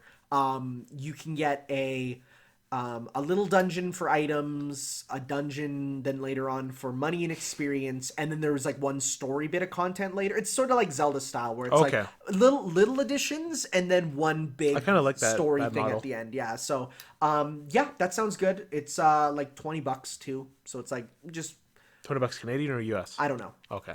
I don't know. Probably US 30 yeah. for us then. Well, you can get a complete version of the game too, where it's like Okay. it comes with it. So I still like feel this game isn't like. I'm not gonna play it. Okay, so but, like, it just doesn't feel. there's been leaks about the game that have been verified true because as time went, like there was a leak from beforehand that talked about the time skip, and like now in the E3 trailer we see it's totally real. Yeah. So people are like, okay, this leak is real. This is the Fire Emblem game that people are saying will, even the hardcore fans say will save the franchise. Really? Yeah, like this is like Awakening 2? This is Awakening 2. This is the one that everyone's saying like this is doing things that we've wanted forever, which is wild because that is not an easy fan base to please. No. Like so you know the thing of like Pokemon fans. Yeah. and then it's someone who did that though for what was it? Pokemon fans and I want to say Smash, but I don't think it is. no, it wasn't Smash. It was Oh, it was Smash fans for bullying the girl out of the thing. Yeah. But then as someone is like Fire Emblem fans, I'm like, you are so wrong. Fire Emblem fans are vicious, right? But no, this one is one that people are saying like, no, this is awesome. So I'm like, oh, all right. Happy so for them then. yeah, so I'm excited. Plus, it's one version, which will make things a lot easier. Okay, yeah. Go to your second story because you have a lot more than me. All right, they announced Digimon Cyber Sleuth Complete is coming to Switch. So that is both it and well, it's not really a sequel. It's a side story that takes place at the same time. Still the coolest idea ever. It's coming to Switch, which is Its own like package, right? in its own package. Yeah. Yep, and that is the best. That is so good. It's in October, so it's not too far off. Please get this if you've not played this game. It is one of my favorite games of all time. Like, it is awesome. They also announced a new story game. So Digimon Story are the RPGs, which are the ones that I like the most. As then they said Digimon Survive, which is the Fire Emblem style one. That one's being delayed till 2020, which is fine because there's enough games. I'm good right now. That's really good. There's been some good game stuff from Anime Expo, and that one is one of the ones I'm most excited for, but not the most. We'll get to that. Okay. Apparently, Harry Potter Go, which is called Harry Potter Wizards Unite, Tanner. I know. I don't care. It already has a fan fest coming up. That's wild. The game just released. Calm down, Dumbledore. Calm down, Dumbledore. So, I don't know a do you single know how this person. game works? Yes. I don't. Okay, well, number one, it's made by Niantic, Okay. by the Pokemon Go guys. So it's just a Pokemon Go Harry Potter version. It's lit. That's why I called it Harry Potter Go. What are the Pokemon then? Dementors? No, the Pokemon are spells. Oh. But you don't collect them. Instead, what you do is you level them up because you go to different arenas, which are every, like, Pokestop, and then you fight them to take them over for your house. So it's Okay. It's just Harry Potter Go. Do you know where it is, this fan fest? No. I just You know that put it this is- story here, yeah, man. I put it there, but because it's already getting one. But it's wild because the game just came out, Like 2 weeks ago. and no one I know is playing it. I see like- ads. I hear like the first tunes of the Harry Potter thing, Yeah. and I skip. Yeah, right. But like, And like even my friends who are big Harry Potter fans, they're like, I don't care. that's one of me. I don't care. I don't know a single person who cares. So like, why? I'm one of the like the original series. That's like as far as I'll go. Okay, because yeah. that's what I. You're a grew up. purist. I'm a purist. Yeah. There you go. None of that Fantastic Beast crap or whatever. Well, apparently that last one was really bad. Yeah, I heard that too. I watched the first one and it was I didn't even- I okay. haven't watched It was it. okay, but then I've heard this one, The Crimes of Grumbly Bulb, are like terrible. Crumbly bulb. All right. So you want to talk about some One Piece Pirate Warriors? Oh my god. Okay. Yo. I love that thing that like beat put Yeah, together. the thing of like us 2016, it'll never happen. 2017, it'll never happen. 2018, we really wanted to happen. 2019, one Last week week. ago, last week beats like I will sacrifice orphans for it. How many orphans had to be sacrificed? how Beats? many, How Beats? many? And he just said yes. So okay, we don't know anything about it so far, aside from confirmation of 3 playable characters, and it has a slightly new art style. And it's on Switch, but I'm not getting it on Switch. I want it on PS4 because I want that. For this, I want those numbers. I want to see as many troops on screen as I can, right? Like, I want Same that for power. me with Persona Warriors. So, we got Luffy. That's me. That's like all. That's like 3 sources. That's like all of our because I have my phone, my PC, I have my laptop over there, and all it's for is my friend saying you put up a new video. Okay. Luffy, of course. Luffy in Gear Force. That's him looking like a big old inflated muscle guy. Yeah. And Big Mom. Okay. Yo, Big Mom is gonna be crazy. So she's like the tallest character of the main crew, and she's just gonna like you know Ganon mode Yeah. in Hyrule Warriors. That big? That possibly bigger. What? She's giant. She is a giant in One Piece. Like she is huge, right? Yeah. So seeing that would be like, oh, so good. If they just bring forward all the content from Pirate Warriors 3, that's like 70 characters now. Wow. And so it's going to be like, and it's still my favorite Warriors game. And here's why. 1, 2 combo strings. So not only can you do light, heavy, light, heavy, right? Like you can do your lights into your heavies. You can do heavy, light, heavy, light, heavy, light. Like you can, there's the heavy attacks start combos too. Yeah. So, and every character has a unique action on R1, which can be canceled from anything. So like, you can do crazy stuff with that. Then there's the Kazuna meter, where basically at the end of your combo, you will then send out another troop to do their combo, their full combo after yours. So like you do your full combo with a character, and then they're in like the cooldown mode. You press the button again, out jumps one of your party members, who then comes out and does their full combo in front of you. You can then just turn backwards and start comboing behind you. Oh, so it's like almost like the Dark Link stuff. Okay, Like part of Sia's moveset? every character can do the Dark Link stuff. Wow. And you can have up to 4 doing their full combos as you. That's a So lot. I played it. I booted up Pirate Warriors 3 previously, right? Because I want to platinum the game now, right? So the 3's your favorite one, or 2 is the 2? Absolutely 3. 3 is the best one. So I booted up and I'm like, oh man, I'm excited. Let's play it again. And I went to like the final level where it's basically here's like 10 characters that you have to fight with their own armies at once. Huge. I literally almost destroyed my PS4. Like there was like I pressed a button and the number 1000 KOs appeared. And I was like, What? ooh. Didn't this game come out like in 2014? Oh yeah. Because I remember you talking. I was like in this like working at a really old job and remembering you talking about it. No, so. it still holds up. Absolutely. It's still my favorite Warriors game. Also, everything can be dash canceled. Like you do anything, dash out of it. Yeah. Like Bayonetta style, you will continue your combo after you dash. Like, oh my god. So if this is just an evolution on it, this could be the greatest game of all time.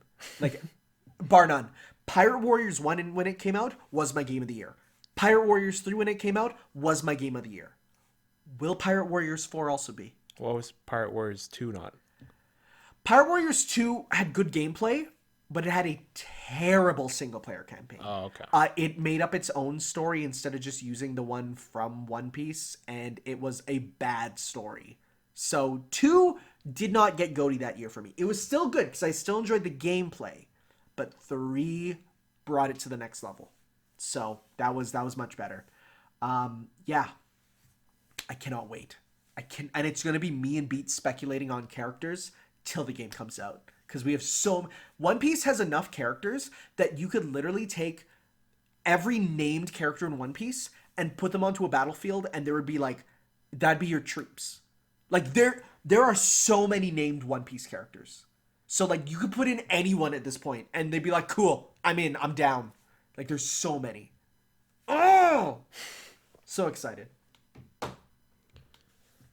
No, next door for you. Oh, you can do another one? Oh, so Yokai Watch 4 is coming to the West.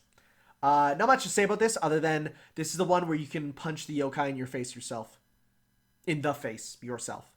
Like you can just like imagine if Pokemon suddenly was like you can also run up and punch them. Huh. Cause yeah, like you're like you send them out to fight and give them commands, but you also get to run around and A, avoid attacks and B, punch them in the face.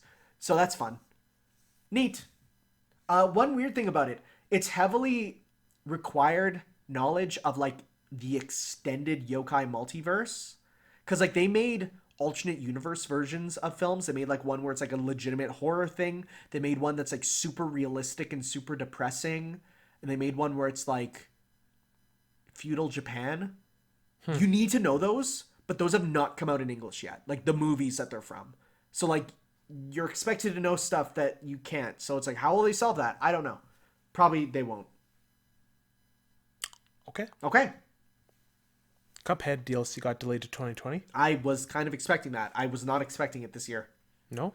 Dude, they never... Remember when Cuphead was just coming out? You probably don't because you weren't really watching it. But like, it was delayed all the time. The original. Because they're like, yeah, we aren't drawing enough. It's like, yeah, of course. It's hand-drawn. So yeah, I wasn't expecting it, honestly. It'll probably be worth it. Yeah. Cool. Tetris 99. Next tournament is to be Splatoon themed. If you get it, you get a Splatoon theme for your game. They also announced the second DLC will be coming later, which will let you have local multiplayer. That's pretty enticing. That's pretty good. They also announced Tetris Royale on the mobile which phone. is a mobile version, but not made by Akira, but made by the Tetris Company. So it'll probably be bad. The Tetris Company does not make games as good as Akira does. Or Arika, Kind of ironic. It is, but Arika's the one that makes like the Grandmaster games, the ones that like go so hard that eventually you get blocks that fall instantly, and you get ones that fall instantly and are invisible. So that's crazy. That's crazy. Persona 5 Royale. Sorry, I thought it was you again, but no. We have way more Japan news. So, Persona 5 Royale got a new trailer. New trailers for Kasumi and Anne.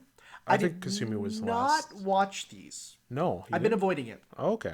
I'm already convinced. So I'm just so am I. I just want to see more. No, I'm like I'm just cruising There's on a through. lot of new stuff. The only thing so I'm really far. excited for is the fact that there's third tier personas again. Yeah. So like that's cool. we saw Ryuji's, and it looks like Ryuji mixed with the guy from what is that game, that free to play one? Oh, I know what you're talking about. You know exactly yes. what with Uncle Death. There's like staircase. Like Yeah, stairs? Death. It's Death something. No, it's not Death something, is it? Dead something. Death something. Okay, it's made by It's made by Grasshopper. I'm gonna say free to play. Oh my god, you know exactly what I'm talking about, right? Yeah, I do. I know exactly what you're talking Grasshopper about. Manufacturer. Let It Die. Let It Die. There yeah. we go. It looks like it looks like him mixed with Uncle Death from Let It Die. Yeah. Which is dope. I'm happy with that. But no, I haven't watched them. I have. Anything in them that's good? Morgana confesses his love to Anne. In a super move, isn't it? Yeah. Yeah, wild. No, I think Anne knows though. Yeah. I think Anne knows, but she's decided to be like, huh, what? Yeah, who could have imagined that? But yeah, there's like the new music in each one. Oh, nice. It was behind all the dialogue. I will enjoy listening to that when I hear it in the game. That's fair. But yeah, there's a new scene with An and Shiho. They're like hanging out. Oh, yeah, that's good. Across them. Build on that a bit. Yep. So still a while to go, but Yep. we're getting there. Sounds good. Cool. Far From Home suits have been added into Spider-Man PS4. Yep. Just keep adding more suits. That's cool. It's the advanced suit and the stealth suit. I feel like this is the last one. You think so? I think this is going to be the last one. I feel like at this point, if there's going to be... Because when's the next time we're going to see Spider-Man? Right? Like in 2 or 3 years? Yeah, so I think by that time we'll have Spider-Man 2, the game. So Okay. then we'll get that there. Yeah, I went in to play with them a little bit. They look good. They look... Yeah, I'm sure they look like what they look like. Yeah. Neat. It's really nothing like Yeah, nothing huge, but it's a neat touch. Yep. Yo, you know what is dope, though? The Shantae 5 opening. Okay. Holy... Okay, it's made by Trigger. Okay. That's the Kill la Kill people.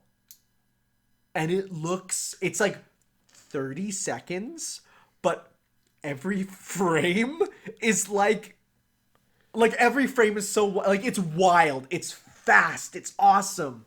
I want Trigger to make everything ever. It's so... Have you seen this? Yeah, I have. It looks so good! Shantae's not my cup of tea. Yeah, but who cares? That opening is the dopest! What about the Smash symbol? That Smash symbol people are so reaching for. She's in Smash already! Put on as a playable character, Tanner. As spirits, that's... She's going to be DLC 4. She will... And she's going to be DLC 5 Okay, somehow. as someone who loves Shantae, there is no way she's getting No way. more than If a spirit. Shovel Knight doesn't? Right? Yeah, Like, it's like... no way. Yeah, no. That's your indie reps for Smash right there, and you're done, right? For sure. So Teppen was released by Capcom. So Teppen is a mobile card fighting game featuring characters from Street Fighter, Darkstalkers, Monster Hunter, Resident Evil, Mega Man, and I think there's one more there. I don't know. I think that's about it. So series, right? It's actually really interesting because it's a good card game where it's like time based. It's like you play cards, then you see like this trail slowly go to your opponent, and so it's a case of, well, if you play your own card, well, that'll defend that point. So then you want to try and break down their character walls and stuff. It's fun, but the cool thing is there's stuff in it. Oh, Devil May Cry, that's another one. There's stuff in it that you're just like, oh. So, like, it's 2019, and I'm getting new art of, like, this side character from Darkstalkers.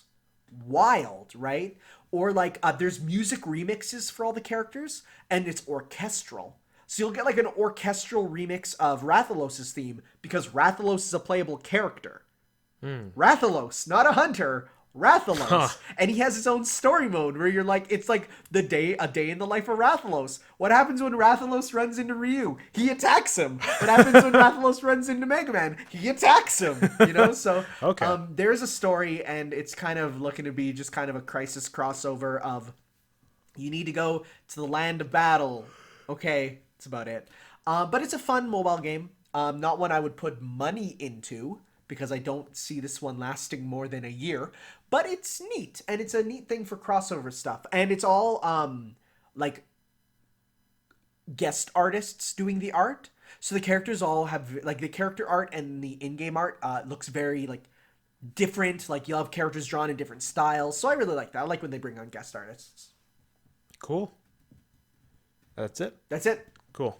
The Marvel panel at Yes. Comic-Con will reportedly be 90 minutes. That's a lot. That is a lot. That's because they're doing all their Phase 4 I was announcements, gonna probably. say we're gonna get a lot of Phase 4. We're 'Cause gonna get Phase 3's done. some more Disney streaming TV shows. We're gonna get some video games. We're gonna Yeah, that's get a lot. Marvel versus. Nope. No, I can't even bring myself to finish it. But yeah, Oh well. you excited? I'm a little bit. Yeah? A little bit. Are you still especially- like invested in the MCU now? I mean, they're still good films. I'm invested to see where it goes, but I'm at the same time now that it's been like we're kind of on the down again. I'm like, Yeah, because okay. Far From Home was the last movie this year. Yeah, so- so I'm like, okay, we're on the down again, and so I want to see what they'll do from here, right? Like, there's some things they can announce that will excite me, and there's some things they'll announce where it's like, well, I feel just obliged to go see, right? Like the Black Widow movie.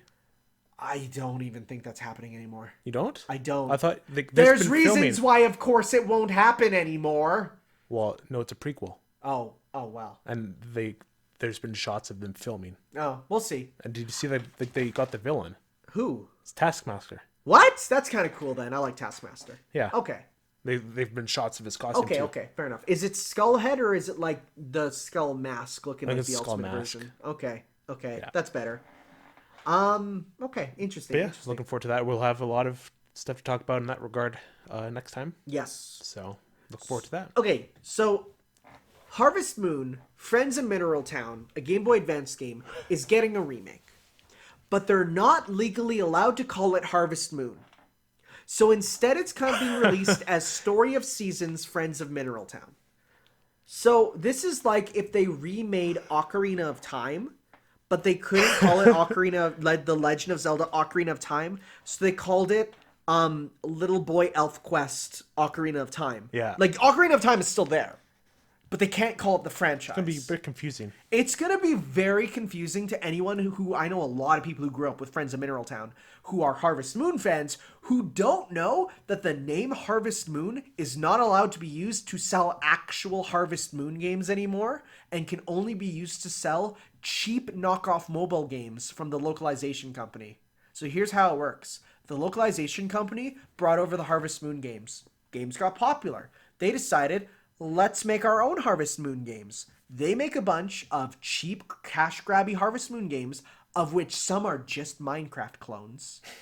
Woo! And now when the company in Japan who originally makes them is like, hi, we're making new Harvest Moon games, they're like, we don't care. Those won't sell. We're making mobile and Facebook games now with the name Harvest Moon. And so then Xseed, the localization company, steps in. It's like, okay, we'll bring your games over, but we can't call them Harvest Moon anymore. So now they're Story of Seasons. So now when this game gets brought over, they can't call it Harvest Moon, even though it's a remake of Harvest Moon. Confused yet? It's pretty straightforward, but it's just weird still. Legal shenanigans. Natsume, you're a wild company. You gonna get this? I might. You might. Okay. It depends. It kind of looks like that, like Secret of Mana remake. A little bit. I mean, it looks just like a 3D remake of the Game I don't Boy like that. Advance game. I don't like that kind of style. Ah, It's really cheap. I can see what you're going for, but as someone who's played a lot of mid-tier RPGs with that art style, it doesn't bother me. That's fair. You know what doesn't look cheap? Maybe I should go back to mine first, because like I've been counting the stories. I should just. But put mine. it's such a good transition. You have to wait for the good Okay, things. I'll wait. Go ahead. Paul Rudd is part of the new Ghostbusters movie, All right. so hopefully. Let's hope it's better than the last one. Yeah, hopefully he makes it really funny. Let's hope. That's all I need. So Funny. I don't really care about the Ghostbusters I honestly brand. don't anymore. I enjoyed Ghostbusters 1, And that's it. and that's about I it. played the game. I like the game. Oh, yeah. I'm playing the game. Is that getting a remake? Yeah. That's weird. Oh, we didn't talk about how SpongeBob Battle for Bikini Bottom is getting a We remake. really don't need to. Yeah, we do. No, we don't. Because it's so hype. Oh my god. It's good. I don't care. Can't wait. It is literally the most overrated game No, of it's all time. actually not. It's It is- actually awesome. Like, I played it. Oh yeah, did you finish it? No, Of because course. I played like 2 hours and I'm like, okay, It's is awesome. this just a meme? No, it's not. It's a good game. Yeah, but have you played like Mario Sunshine? I feel like it's Oh, sorry. I feel like no one it's- can be as good as Mario Sunshine. No, I just feel like it's the game that everyone's parents bought for them when they couldn't afford Mario Sunshine. Like I legitimately, it's like for the people who like didn't get Sonic Adventure 2 or didn't get Mario Sunshine, they had to get this instead because this was cheap. And it's good. Okay. Agree to Hater. disagree. Hater. Anyway, speaking of stuff that's actually awesome, River City Girls. Anime trash. Excuse me, it's actually a Western game. Oh, is it? It Why is. is it an East? Because you won't talk about it. So River City Girls is a new entry into the River City Rumble series, but made by WayForward, makers of Oh Look, Shantae, which is super cool. It has this awesome kind of like 32-bit art style. It looks amazing. It's all about instead of the girlfriends get kidnapped like in the first game, it's the boyfriends get kidnapped. So the girlfriends have to beat up all the rival females, like the female school gangs to get them back. Abobo is there. Do you know Abobo? Okay, so Abobo is a villain from Double Dragon. That's an entirely opposite series, but they cross over a bit because it's... But Abobo is a meme. Abobo is he's like a World 1 boss, but like he's so iconic that he got his own like Newgrounds spin-off game called Abobo's Big Adventure, which is just about Abobo going through all these video games like Mario and just like ripping enemies apart. Yeah. Like it's a meme game, right? But he's got so popular over the time that like they're putting him in games that are unrelated. Like he's just like, let's throw a Bobo in. So a Bobo's there. It's great. I love it. But no, this looks really awesome. It looks very much like the Scott Pilgrim game, which is good because that game is no longer legally allowed to be sold. Rip. It's one of those games you can't even re-download on PSN. So I'm holding on to my PS3 with it because I love that game. But no, it looks really awesome, and I'm very happy that WayForward is getting some more licensed stuff that is good and not just The Mummy. Remember The Mummy Demastered? Apparently it was good. Apparently that game is awesome, but it's like, it's The Mummy, Yeah. right? Like, who cares? That's wild. Next one for you. Okay, Barioth is coming to Monster Hunter, not Barith. That's the big, like, bulldozer looking, like, he's kind of like Yeah. the dinosaur, like, run. That's Barith. This is Barioth. Okay. It's does it basically look like? it's basically a flying Saber-tooth tiger. Oh, He's yeah, the I've one seen it. Yeah. I have the amiibo of. He's the one with the girl riding it. Okay. Yeah, that's a Barioth there. He's ice-based, obviously, so he fits the region perfectly. He's a fan favorite. He's kind of like mid-tier. He's not super hard, but he's not super easy. He's a good pick. And then there was some gameplay going on, and there's hints about Giginox being in. So Giginox was I don't have an amiibo of that one. He's basically a cross between a leech and a dragon. You deleted it. Did I? What? I did. No, stop dragging. Okay, whatever. Okay, Giginox. He's really cool. He's like a leech dragon. Oh, okay. He hangs from the ceiling. He like will and he's Spooky. He's kind of spooky looking. So that's Kezu, which is he looks very phallic. But Giginox is like the better version of him. So people are like, we want Kezu in because Kezu is like iconic. And then people are like, no, the Giginox is just the better version. So why don't we put him in? So there's people thinking that it's him. Oh, okay. And so, because there's literally a cave that looks like his cave from the actual game that he comes from. So people are like, it's probably him. So those are good picks. This is looking to be good. And Glavenus is in. Did I talk about Glavenus before? Yeah, I think you did. Yeah, but that's another one where it's like, yeah, Glavenus. He's awesome. He's the flagship for for Generations Ultimate. Right. So he's the one with like the big tail that's like a sword. That's awesome. Oh yeah. Cool. Okay. So apparently a Doom TV show is being made by David and James Franco. This is weird. I want it to be. I didn't know this. Yeah, I found it on IGN. Huh. They just confirmed it. No other info. I want it to just be about the life of just like the troopers and Doom Guy's in the background doing stuff. Like, I don't want it to be about Doom Guy. No?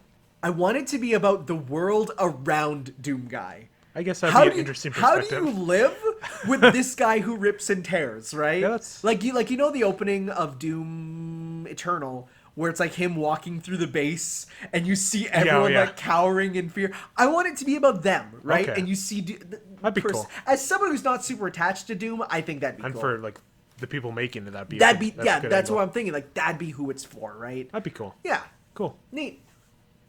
Back to you. Final 2-part. There's a new Project Diva game, so that is a Miku game, coming to Switch with everything ever. Like, it's just like we're throwing everything into one game and even more stuff. So it's like, well, that confirms the Vita is dead and the Switch is the Vita too.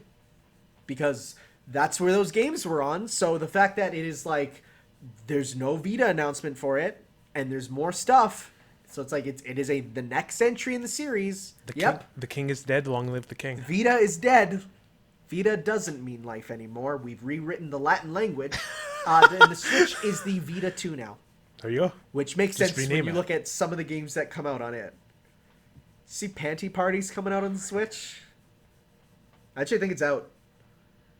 You see the one game where it's like it's a monster collecting one, but all the monsters are little girls, and to level them up you have to rub the screen. Oh my god. Yeah. Oh my god. Wild. Switch 2, or Switch is the Vita 2. Confirmed. Confirmed. Like right here. Right now. Wait. Oh, you have one more story. You might as well just go 2. Fine. So I want to hear this too. At Anime Expo, there was a JoJo panel, and there someone yelled out Steel Ball Run, which is part 7, right? And they said, we really want to get to Steel Ball Run, but first we have to get through part 6. And then everyone yelled, when's part 6? And people said, well, at the moment, we have not confirmed part 6, but with fan support, I'm sure it will happen. So it's happening. JoJo fans will make it happen. Like, come on. People are like, we need to support it. And I'm like... I've been doing my part. Well, you've been buying the Blu-rays. Yeah. That's more than me, right? Like, I pay for it on Crunchyroll. That is, I'm supporting it. That's what the money goes to them, right? Yeah. So it's like, it's gonna happen, right? There's like, no way. It's huge. Yeah. It's huge. And so, but the fact that people were like, the fact that there's this audience saying skip part 6, it's like, you are so stupid. You are so stupid. There's stuff in part 7 that are super important that part 6 happened. Okay. Yeah. Okay. So it's like, what are you doing? What are you doing? What are you but doing? no, that's kind of the last big thing from that from Anime Expo that I got. There's a lot of small things. What was the part of what did they talk about in the panel? Well, there's a lot of stuff about. Well, Araki was there. So there's some stuff about him being there and just talking about the making of it. Okay. I didn't get a full transcript or anything, but no, it was just a discussion about how it was made. I'm sure there's like interviews up online about it, but okay. Yeah, no, it was just kind of cool. Cool. Final story for me. More Witcher TV show details. It's a 10-episode season. It's coming this year. Have you seen the images? I can't handle what they did to like the armor of the show. What do you mean the armor of the show? When you compare how like they showed like this one trooper from the show and the trooper of the game, supposed to be like the same character, and like the game has like this really nice, not ornate, but like detailed armor, and you see them with like looking like a real suit of armor, and then you see it in the Netflix show and it looks like plastic. And it looks like a plastic bag. So it's like that meme. It's like manga. It's the worst it's been. Really? Like, I'm just gonna type in. I don't think it looks that bad. Witcher Netflix armor. Let's see if they can show here. Well, here it is. Oh, that is kind of bad. Right? Isn't that kind of awful? Yikes. Comparing the art, and that's like the PS2 Witcher, if I'm correct. Yeah, it looks like PS2. So comparing that armor with like, it's not too ornate. You got the sun design and you got some badges, but otherwise it's pretty basic. And then you look at Netflix and you're like, that is a garbage bag that has been crinkled and freeze dried onto someone. That looks really bad. This is the Nilfgaardian armor, if you look it up. It looks rough. Oh, I didn't say I did the Witcher quest in Monster Hunter. it sucked. It sucked? Like, the quest was good, but then the fight sucked. It was not a good fight. But you beat him? I barely beat him. No, because the time limit was the problem. It's a Oh. boss who likes to run away. Oh. That sucks. But yeah, I don't know. It looks fine to me. We'll see. We'll see. We'll see. We'll see. All right. Well, that said, we are going to take our break now that we're done with the news. We'll go grab our drinks. We will take a moment to reflect. We'll play some music for you all, and then when we get back, we have our foreign exchange, we have our border battle, and we have our questions and then spoilers. Yes. Yes. So we'll see you then for that, guys. Ciao. Roar.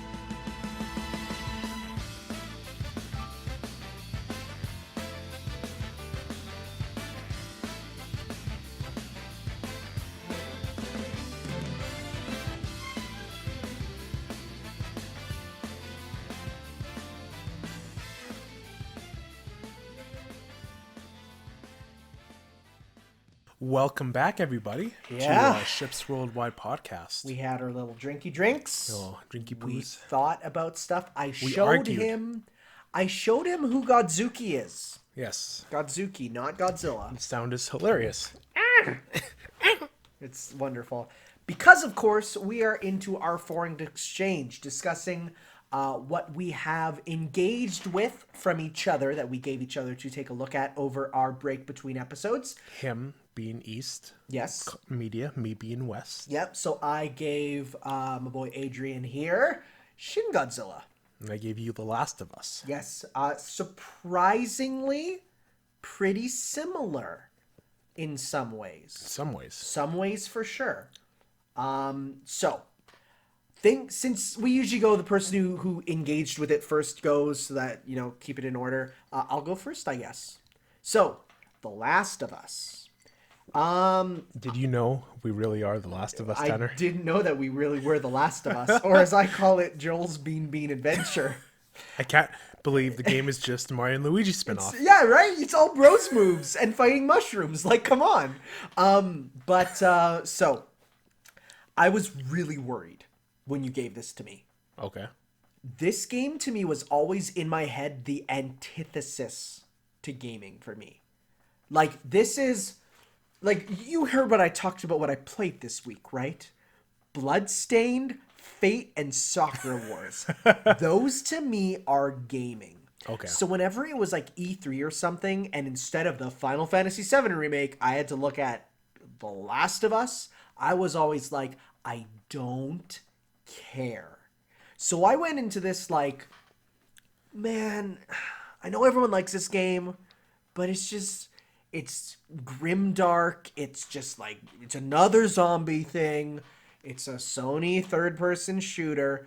But having played it, it actually plays really well. Like, fluently and fluidly. Those are different words. So I played it, and... How far did you get? So I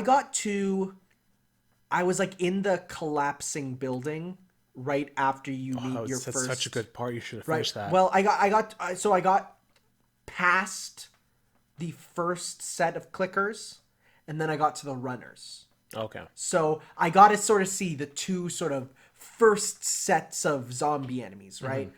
And how they, of course, play off of each other.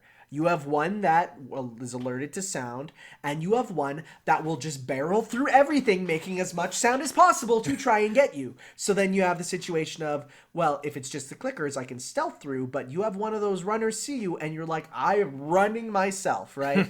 I played on normal, and even on normal, I was having trouble. I'm not good at these games.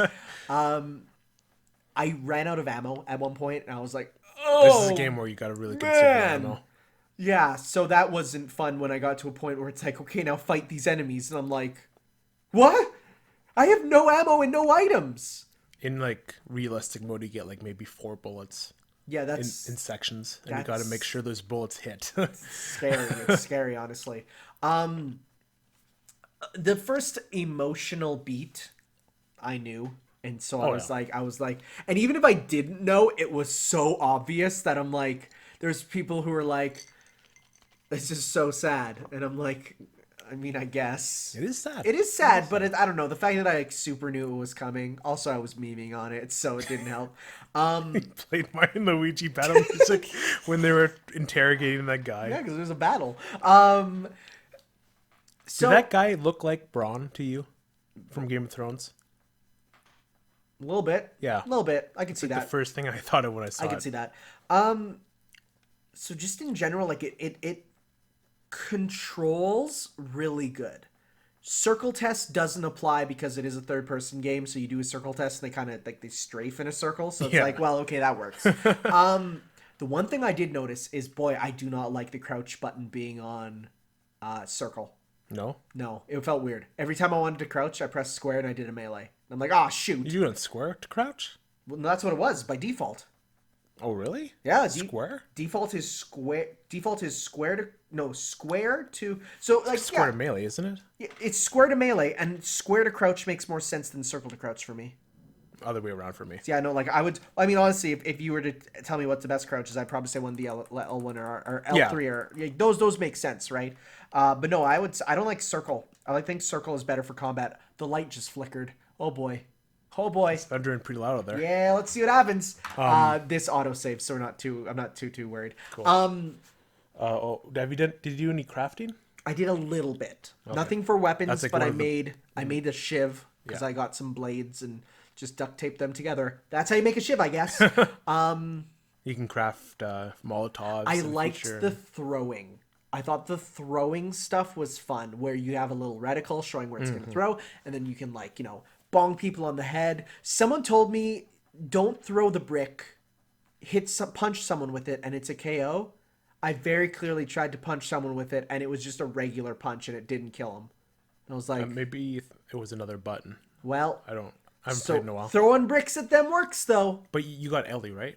Yes. Okay. Yeah, so I did a bit of stuff with her. Okay. Nothing too much, because at the beginning, she's all like, I don't trust you. And she swears a lot. There's a lot of cussing from her, and I'm like, little girl. There's a lot of cussing in this game. Little girl, that is not appropriate language, no matter if it's the apocalypse. Any comments on any of the characters? Joel's a grumbly bumbly. He's, very much like, well, that's what people are like, where'd the bean stuff come from? And it's like, because he was just, and I'm like, so then that made me think of, think about them beans. And then that made me go, and every time I find a can, I'd be like, I got some beans, because it gives you health. What's in that can? It's probably beans. So we just wanted them beans, boy. His character really grows and evolves. Oh, I'm sure I can see that. Game. Absolutely. Yeah. Trish? Was she the one who just kills people? Yeah. Yeah, she just kills people a lot. I was like, I don't know about this. Here I am being like, I'm going to strangle you. And now you're down and it's good, right? And then she just goes up and stabs a dude. You're like, well, what? Why can't you do that? I could, but I don't want to use my shiv. Apparently hers is infinite. There are moments in this game in the future, like the stuff obviously that are way past what you stopped at. Like there's some of the best moments in gaming, like ever. Really? Yeah. Wow.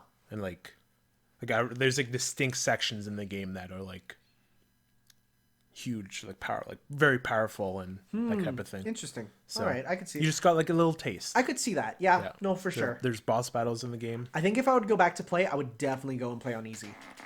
That's personally, because I found it a bit hard. I'm just checking something. Okay, we're good. Cool. No, I did find it was a bit like normal was a bit too survivally. Oh, also I suck at stealth. That's the point of the game. I absolutely suck at stealth. That's weird. I suck at it. How do you get through Metal Gear games? Tranquilizing everyone. That's fair. Was there like any music? You remember the music at all? It was very light and atmospheric, but it suited it for sure. That's a great soundtrack. I can see that. Yeah. Get in. Anything else? Not much else. I will say I was pleasantly surprised. I enjoyed my time with it. I did. I truly enjoyed my time, but it did make me, by the end of it, feel a bit barfy. Though I will say, it might be because I just came off of that, before that, playing about 4 hours of Bloodstained. So that plus the 2 hours might have just been too much gaming. Maybe. Might have just been too much. So it's not third person. You're good with third person. So. I'm usually good with third person. I think it might just be I was doing it for so long. Okay. I was exhausted. Because I'm on, also. It's commentary, right? Mm-hmm. So 6 hours of being on might be a bit too much. Do you have the game? It's over. Yeah, it's over on my desk there. I'll go grab it later. Yep. Cool. And that's The Last of Us. That's The Last. That is truly The Last of Us. Yeah, I'm looking forward to the second game a lot. Mm-hmm. All right, so roar. Roar indeed. That's why you roared before the break. And after I hit stop, I'm like, why did you just say roar? He's like, oh, it's Godzilla. Godzuka. I will, honestly, I just naturally say Godzuki now because it's more fun to say. But fun and this don't really go side by side, I'd say. This is quite different from the Hanna-Barbera cartoon. Yeah, it's where should I begin here? Expectations to start with. I was expecting like a Godzilla film that like the Godzilla was evil. Okay, you were expecting a Godzilla's evil, and I got that. Okay. Like the design is like crazy. I was not expecting like bug-eyed thing. People hated how it looked at first. People were like, "This is stupid," and then they watched the film. They're like, "No, it's kind of perfect." Like when like his evolved form, like final form, that's a scary Godzilla. Yeah. And like The first two are a little silly. The one where he's what was like, the second one? well, the first one is when he's He's like slithering, slithery snake. yeah, Shin Godzilla forms. Definitely his most known ones are his first ones and his last one. So we have. Okay, so this is number 2, where he's upright but still looking kind of red. The first one, Kamada-kun there, the one where he's like a little slithery dude, that one's kind of cute in a kind of hilarious way. I wasn't expecting the bug eyes on Here we him, go. though. Here's all of them. There we go. Yeah. Yeah, it's a very unique Godzilla, Yes, which for I sure. really like. The tail's huge. Massive, and it like goes back around and like can flick around. Yeah. In the middle of the film, when he just destroys Tokyo, I was like, holy Okay, so people were talking about, well, you know, Godzilla, he's like his atomic breath is pretty cool, right? Yeah. But like it's kind of limited in terms of, you know, what it can do. Then here comes this movie and it's like it's like a laser. and then of course there's the other version of it. The one from the tail? No, the one where it comes out of all of its spines. Oh yeah, that one. And that That's one, insane. you're just like, this is the most destruction I've ever seen, right? Yeah. That made me like go, whoa, holy shit. Yeah, right? Characters, they're a lot better than the King of the Monsters. Yes. They felt like actual characters that like had actual backstories and a lot of it is about like the politics of how do you Yeah. deal with it, but it was done so well. interesting. Yeah. And you're like, and you're even like, yeah, you're feeling for these characters who are just basically job titles, right? And you're just like, how does this person who's this is their job deal with this, right? Yeah, and then it's all like let's not have other countries deal with this themselves. Let us do this. This is our country. Let's Yeah. defend it ourselves. Which I really like that angle. There's that the girl, the translator, not translator, but the one who spoke English. Yeah. She was cool. She was very what's the word? Cocky? A little bit, I'd say, yeah. Yeah. Trying to think. Yeah, but just Godzilla, he was kind of like terrifying to look at. He was. And Yeah. so what a lot of people say about this is they say he's less of a character and he is a force of nature. Yeah, I'd say He is that. just destruction walking, right? Yeah, they even like say like this is God incarnate, and, Yeah. like, unstoppable. Yeah. And the way they take him down is just like knock buildings onto him and like exploding trains. Yeah.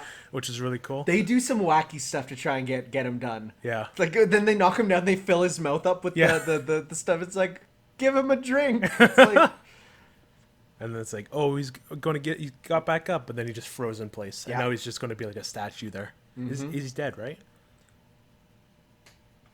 so what are your thoughts on the final shot of the movie? Haunting. I'd say haunting. Right? Yeah.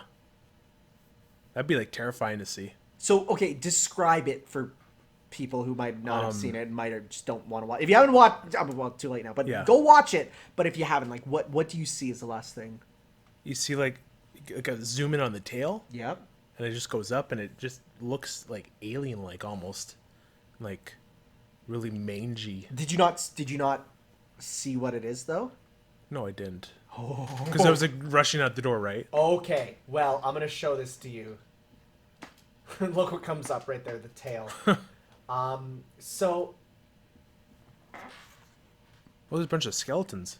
yes, but what's notable about them? Oh. Oh no. That's like a nest.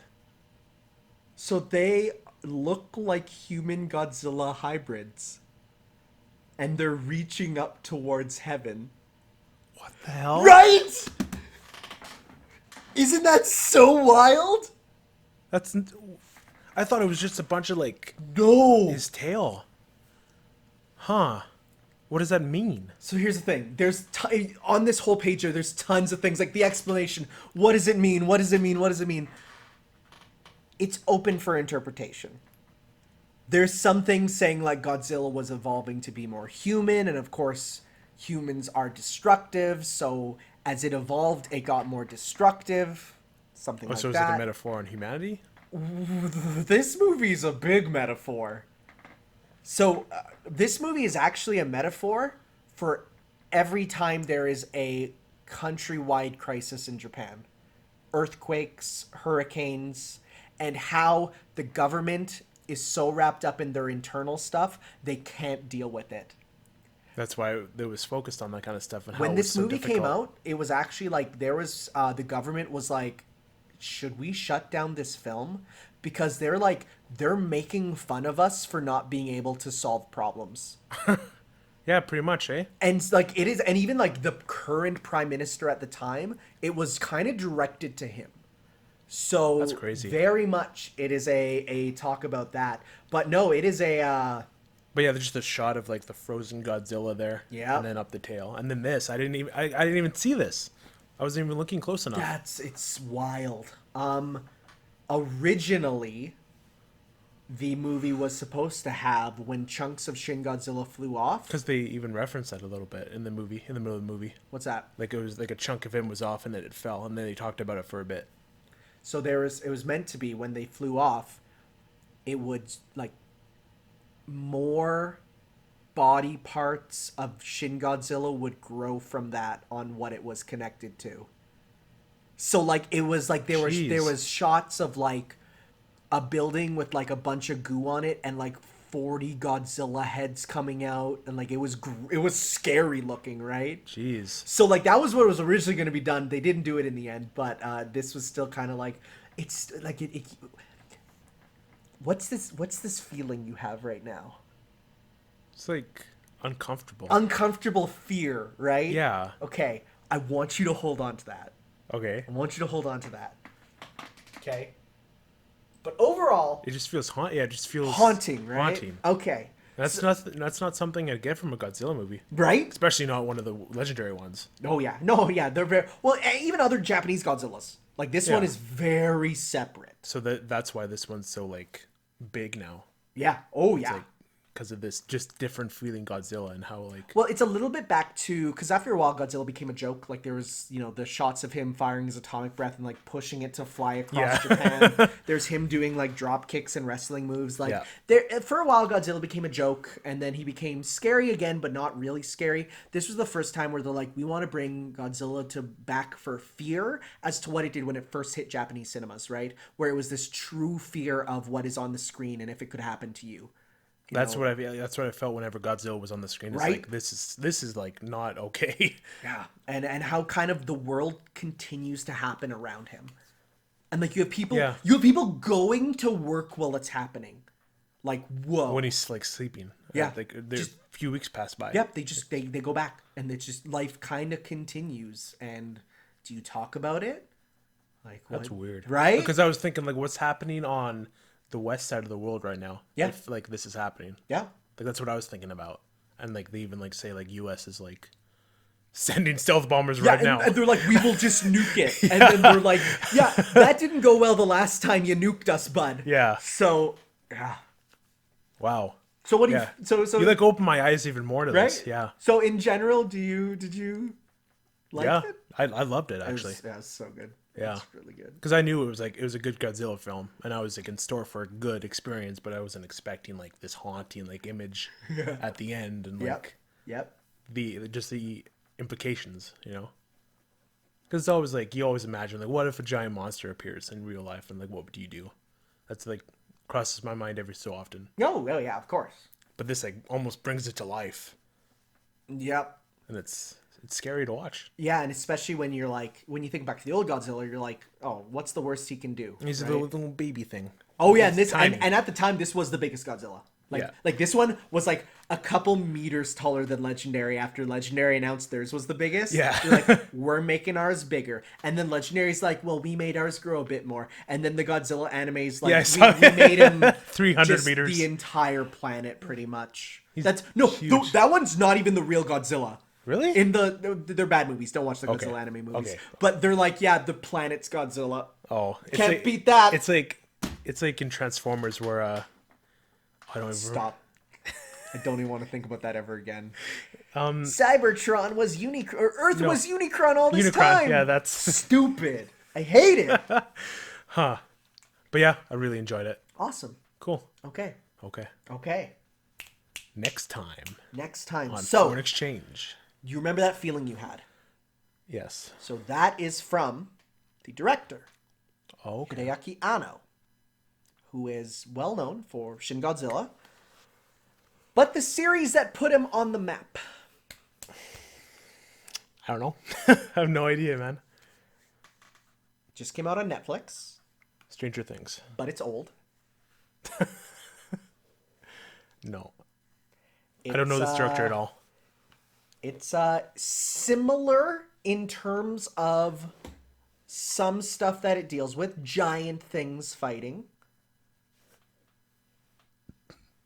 Transformers? It's anime. That doesn't narrow it down. I have very limited knowledge of anime, Tanner. Okay, you've heard of this one. It's really big. Is it Neon? Neon Genesis Evangelion. Okay. So I do want you to watch. I'm gone for a bit. Yeah, you're good for a bit. I want you to watch the season. Okay. So I think I'm going to give you the entire thing of mine then. Sounds good. So I will say I'm only partway through it myself. Okay. But I'll be downloading it and watching it on the plane as well. Again, I have lots of time. Okay.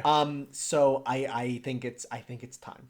Okay. And all I'm gonna say is Is it only the one season? So there's a season, a movie, Oh, okay. and then another movie that's the true ending.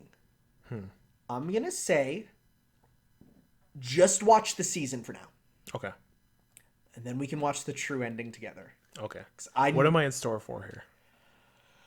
Because I hear this is like really tough stuff. So It's like I don't know even how to explain it from what I've heard. okay, imagine Shin Godzilla, but without anyone else being involved to make it anything else.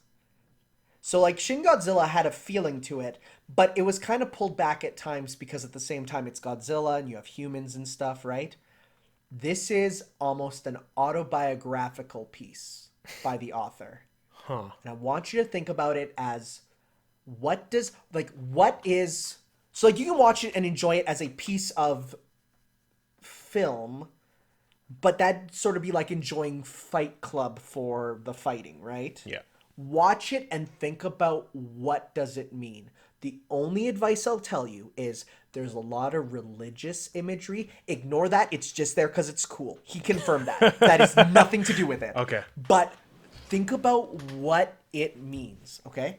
Okay. It's on Netflix. Yeah. There is a new English dub. I've watched it myself. It's good. It is one that is faithful to the Japanese, which people don't like because they like the kind of self-edited original dub. This one's a good dub, so it is good.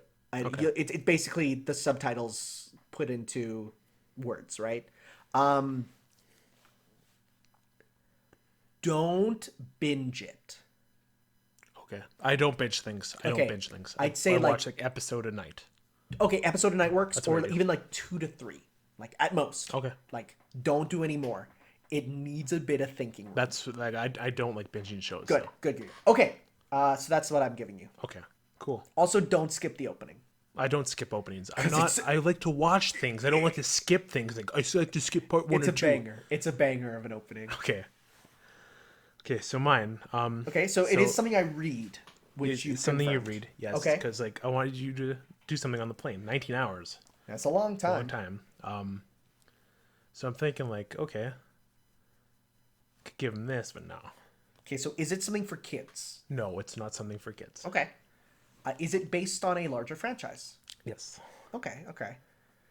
I might as well just like dive right into it, honestly. Go ahead. So I wanted to. Oh no, you keep guessing until. Oh, I'm not. Is it a chapter book? It's Like a it's a novel? graphic novel. It's a graphic novel. Okay. Is it with Zombambimbos? Yes. Okay. Okay, let me explain. Okay, I'm gonna give you The Walking Dead. Yeah. I said like maybe I'll give him like the first 3 volumes. So I will say I've read the first volume. Yeah, but I'm like no, that's not like the best way or like the way you would get. I'm thinking your feet. Like how would you enjoy this the most in a short amount of time? Okay. You watched season 7, right, with all the Negan stuff. Yeah.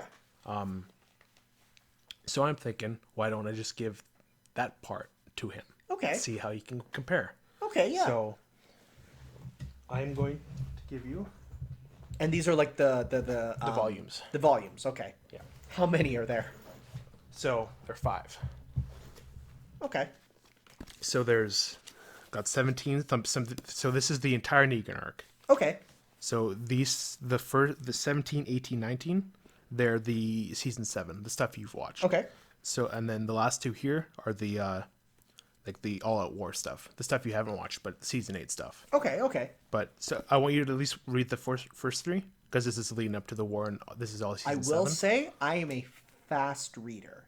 Oh, so then just I will read it be all. able to read all that, no Yeah. problem. Because Yeah. this covers like Okay. the whole Negan arc. Sure. So I was going to give you the companion, but the companion starts with this one and then goes all the way to issue 144. Okay. This is issue 198, 96.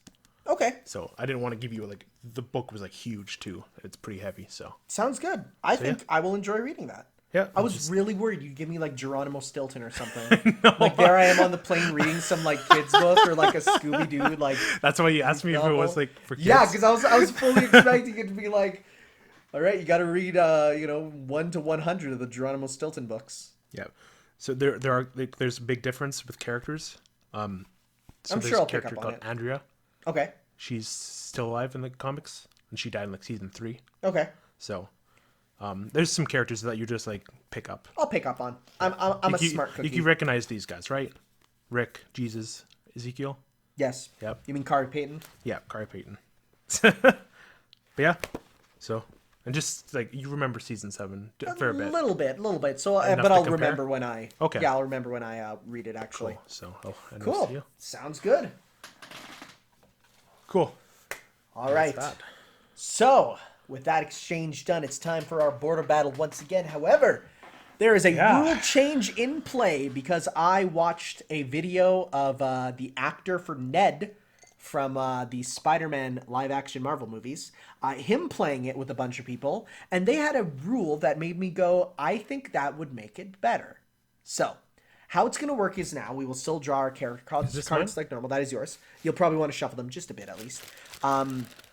We're going to be picking our character cards like normal, but then when we get to the action cards, we pick one action card of our own, and then we put all the cards back into the deck, and we get one randomly.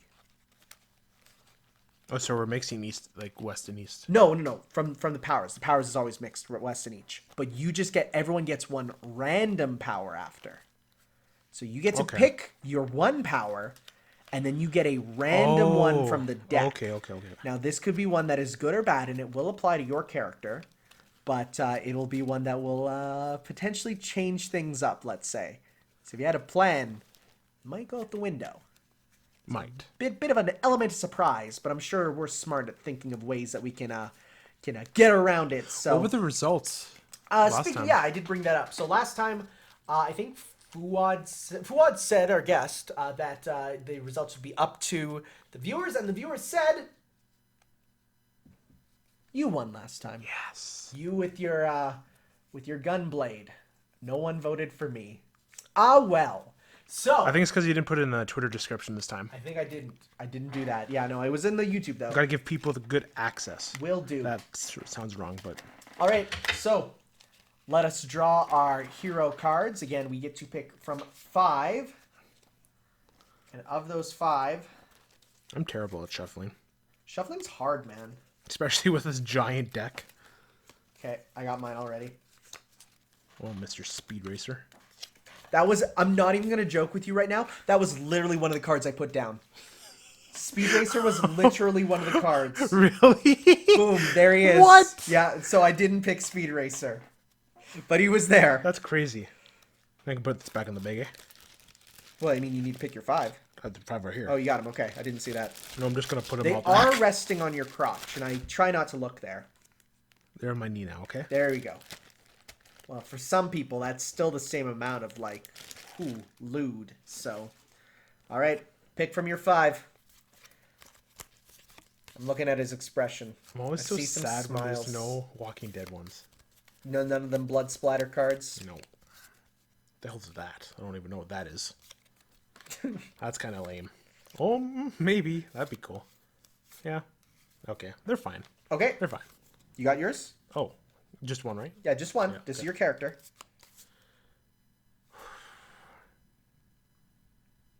Okay. Meanwhile, I will Okay, draw my I'm gonna- 5. I want to make it interesting. I'm going to draw my 5 power cards. I'm gonna put- Of which we get to pick one, and then we'll get one given to us at random. oh, we choose the other We one. choose one. For the other one.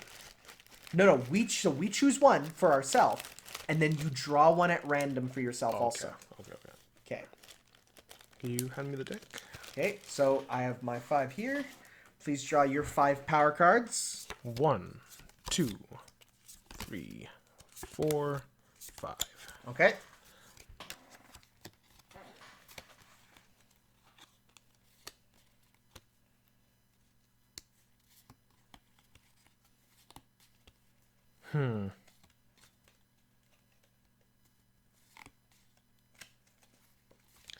Gotta let me think about this one. I got mine. So, what are the win conditions? Killing someone or defeating them?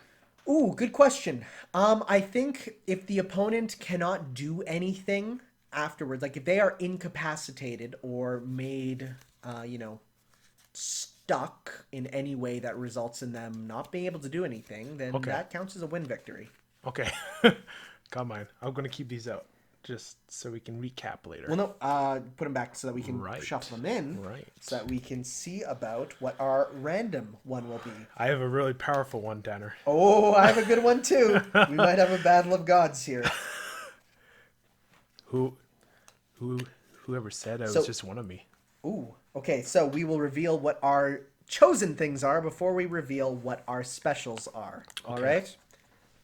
You can go first. So, I am the entirety of the Illuminati.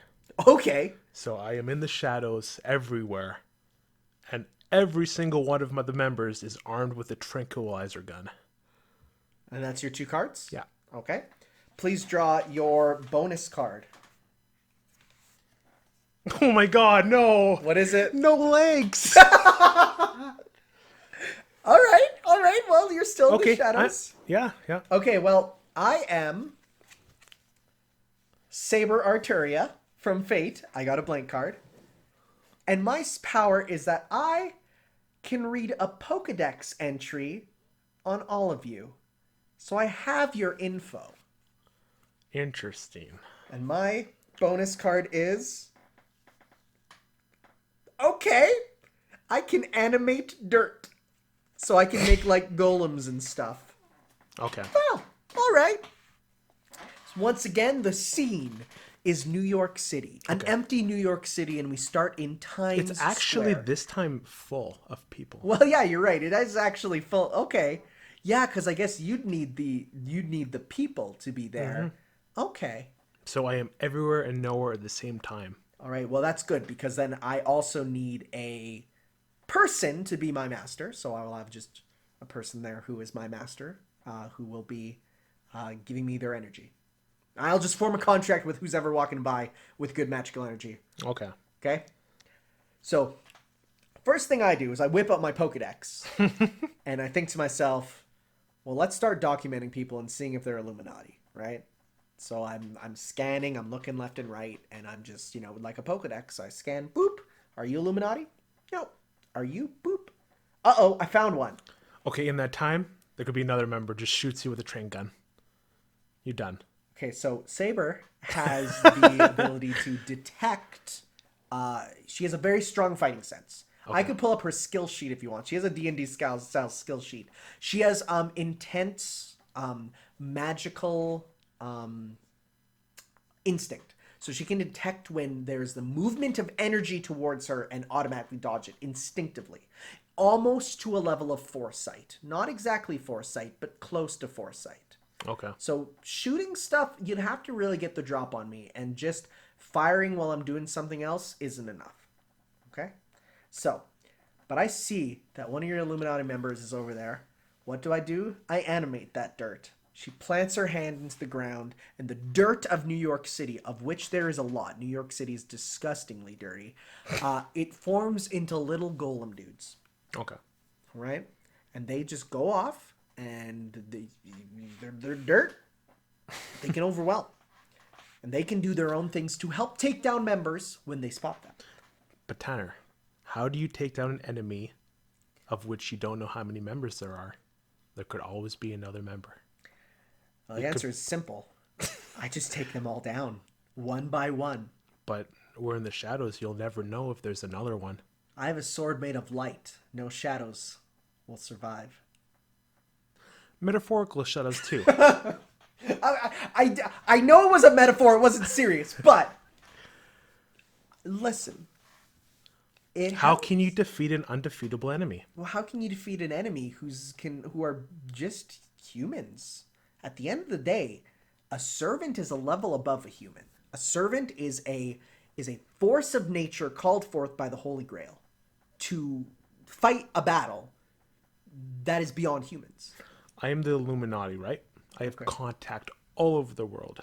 I let every weeb know that you're in New York City. Every single one. Oh, so... And they overwhelm you. Okay, so... As you're being overwhelmed, as you're being sworn by these weebs. What's a good... One of them is an Illuminati member. And you get surprised and you get tricked. Okay, so...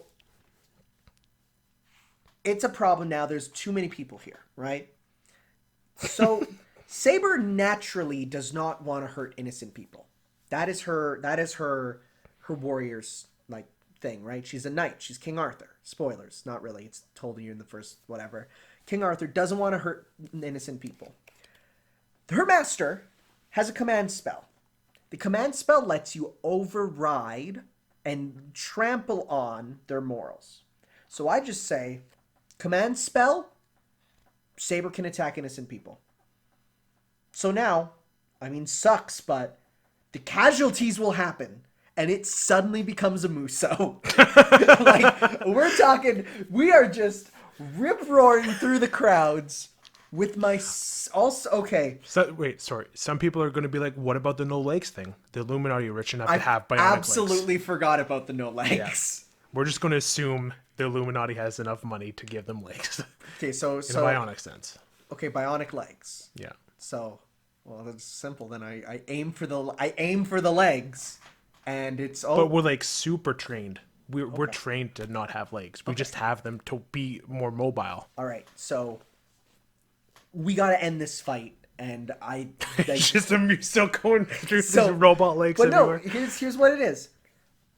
It's coming down to the wire, and I think to myself, Saber Arturia, I have dreams like this. But I think to myself, if only there was a way to assure my victory. Oh, wait. My most powerful move is called the Sword of Promised Victory. A move that, when used, promises victory. It is like a stand where it will change the fate of the world to assure your victory. So I unsheathed my sword, and it's Excalibur, like the Excalibur there. And I wield it to the heavens, and I yell, Excalibur! And then I slash, and it kills every Illuminati member specifically, and not the humans, because that is my assured victory. I don't know. I don't have a counter to that. We're just humans, man. You are just humans. Legless humans. You're trying to kill me with a trank. So this went by. Saber walks into a crowded New York City. All of a sudden, Illuminati members are appearing out of the windows, Yep. shooting. You take your sword out. You start slashing people like a muso. Yeah, but I had to use the command spell because she Yeah. doesn't actually want to do it. And then you finish with the... Excalibur! Yes. I feel even though I lost, that was a really cool battle. Okay, fair enough. Well, we don't know if you lost. I'll admit Maybe, defeat this time. But maybe some people in the comments could write how you could win. So we'll have to see. There's literally no... I mean, if the Illuminati's powerful enough to change fate again... I'm sure people who know the Fate anime can call some wacky stuff into this. Maybe. Right? They could be like, what if the Illuminati hired... Okay, So, right? that's fair. But we'll see. We'll see. They can took lay advantage claim... of my limited knowledge on fate. Absolutely.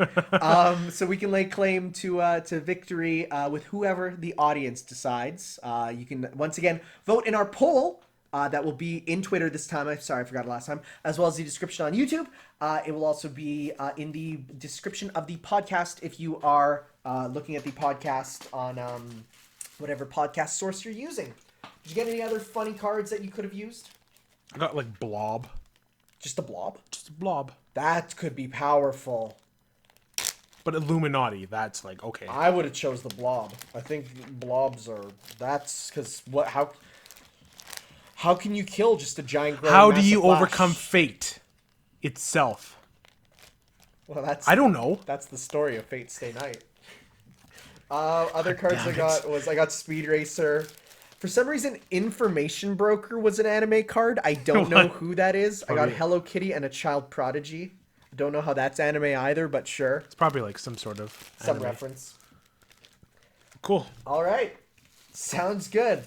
Before I went to Japan, my wife backed me up in the border battle. Very happy. All right. Question time. So let me just put away the cards. You start the question. I'll put away the cards. It's from Mauricio. Sup guys, Mauricio aka Mark1246 here. I think I got a job for me. Just prying it out. Very nice. So on with the emails. Question. Has there been times that you warn your friends, family about a bad game, movie, anime, etc., but they don't listen to you and they regret not listening to you later on? I think we answered this one previously. From Mauricio himself. I don't know if we did, but what I will say is my family will absolutely put on whatever and not listen to my recommendations. Like, they put on the murder mystery movie with Adam Sandler, and I'm like, no, don't. It's Adam Sandler and it's 2019. It's not going to be good. And, like, it wasn't.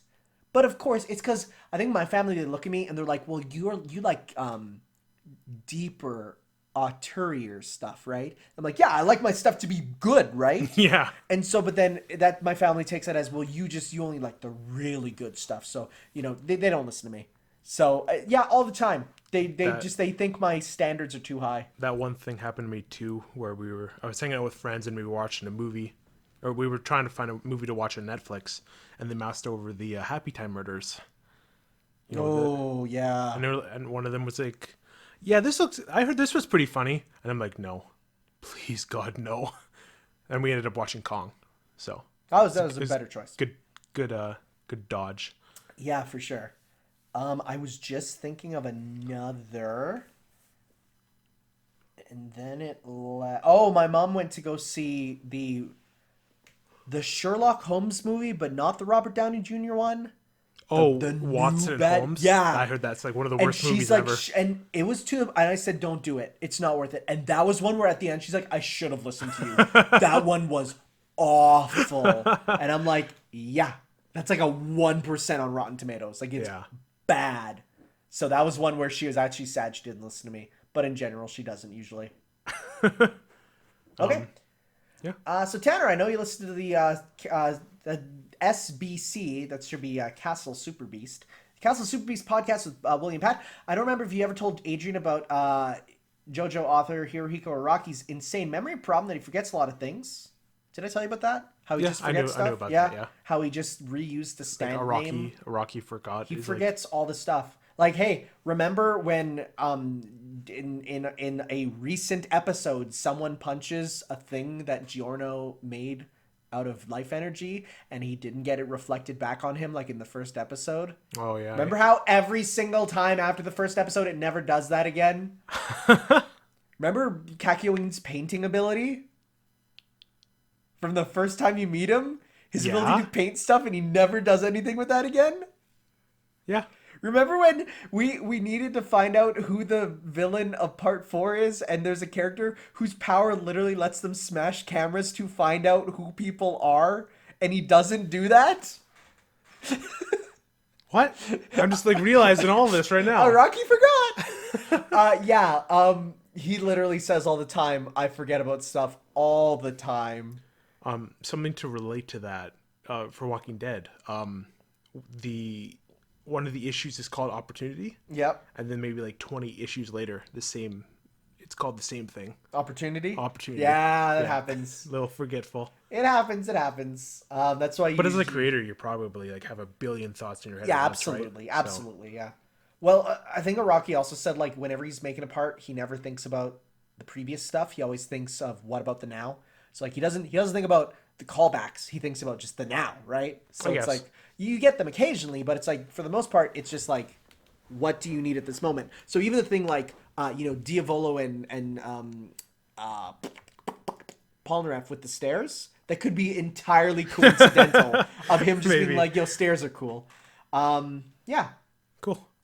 Tanner, I know you've seen the Quintessential Quintuplets anime, but I don't know if you read the manga. Nope. After that ending to the anime, I never want to look at it again. In a good way or a bad way? Bad way. Oh no. Oof. I've never seen something crap the bed the worst. Oh, I thought this one was the Neverland thing. No, Quintessential Quintuplets was the one about. Don't even bring it up. I marry all the girls at the end. Oh, it's the worst. I've been reading some forums online for both Quintessential Quintuplets and We Never Learn. It seems they're both setting to head up timeline-wise to the final exam portion of their school. I don't know if it's heading to the finale of the manga or not. But in the Quintessential Quintuplets, with everyone's characters' past events and their revelations, which girl out of the 5 you would hope to win? I mean, they've literally flashed forward, and it's like, we're all marrying him, and I want to die. So I honestly don't care for Quintessential Quintuplets at all anymore. As for We Never Learn, that's a tough one. That's one where, honestly, no matter who wins, we lose. Because literally every character is so like their life would be completed by marrying the main character that like you think about any of the other ones and you're like, great, now I want to die. So as for who it would be, and that one doesn't even have like a main one, you know, like there's usually the main one. You're like, well, that's obvious who it's going to be. It could be any of them. So I honestly hope that it's none of them, because then it doesn't break the other girls' hearts. As for Quintessential Quintuplets, though, I don't care. And then finally he says, have fun in Japan, Tanner. I know I did when I went there back in 2017. You'd be surprised how many people spoke English there, and I was stunned that I didn't even learn that much Japanese to be prepared. It felt like New York for me, but cleaner. See, I was talking about dirty New York. I feel like it's easy to be cleaner than New York. Oh, yeah. I feel like that's pretty easy. Yeah. I've not been there myself, but I feel like there's many places in the world cleaner than New York. I don't know. I haven't been there. But thanks for the questions, Mauricio. And be sure to send in your questions next time. Yes, send them on in. Questions. We always welcome them. Yes. Ask me about my Japan trip. If I tweet some stuff, you can ask me about it, and I can go into detail if I don't go into it before. Yeah. Yeah. And with that, this is where we would close off the podcast if we do not have these spoiler sections. So if you do not want to hear spoilers for JoJo Part 5, Spider-Man Far From Home, and The Walking Dead finale, like The Walking Dead as a whole now, really, you can tune out now. We will say, though, before we go, I am Tanner. You can find me at Tanner LP on Twitter, as well as Tanner of the North on YouTube. And you can find me, Adrian, at Age1000 on Twitter. Yep. So Next time we'll be taking a look at Neon Genesis Evangelion. Yeah. As well as a healthy chunk of The Walking Dead, let's say. Volume 17 to 2020. Yeah, so we'll say the Negan and All Out War arcs, right? Yeah. Sounds good. So we'll see you then for that if you're tuning out now. And we will be gone for 3 weeks this time. Yes, because Japan, of course. Yes. So but we'll have Comic-Con to talk about. We'll have Japan to talk about. We'll have whatever life throws at us. Yeah, and I'm sure there'll be a bit. So we'll see you then if you're tuning out now. And if not, we are going to the spoiler section in 3, 2, 1. I just gotta say, man. Gold. No, wait. Before that, okay? Experience. I want to say that part 5 is my second favorite part. Whoa! Yeah. I'm putting it down right now. What? During this finale is reaching part 2 levels for me. Really? Punching the light behind my own mind, I freaked out. I was like, no way. That is so cool. Okay. I guess you in Japan see something I don't. Like I like even like part looking 5, back at but... part 5, I'm like, I loved every part of this. Really? Yeah. Huh. I enjoy part 5, but I don't love it that much. I even told Beat, he's like, really? Yeah, right? You know what? That's fine. That's valid. There's Yeah. people who agree with you. I love this part. And like, especially with this finale. Like, let's just get into it. Like, Well, last time, it's not the finale. well, like in the middle We're of it. ramping up to the finale, though. Yeah. Last time we ended off, Polnareff grabbed the arrow. Yes? And then what happened?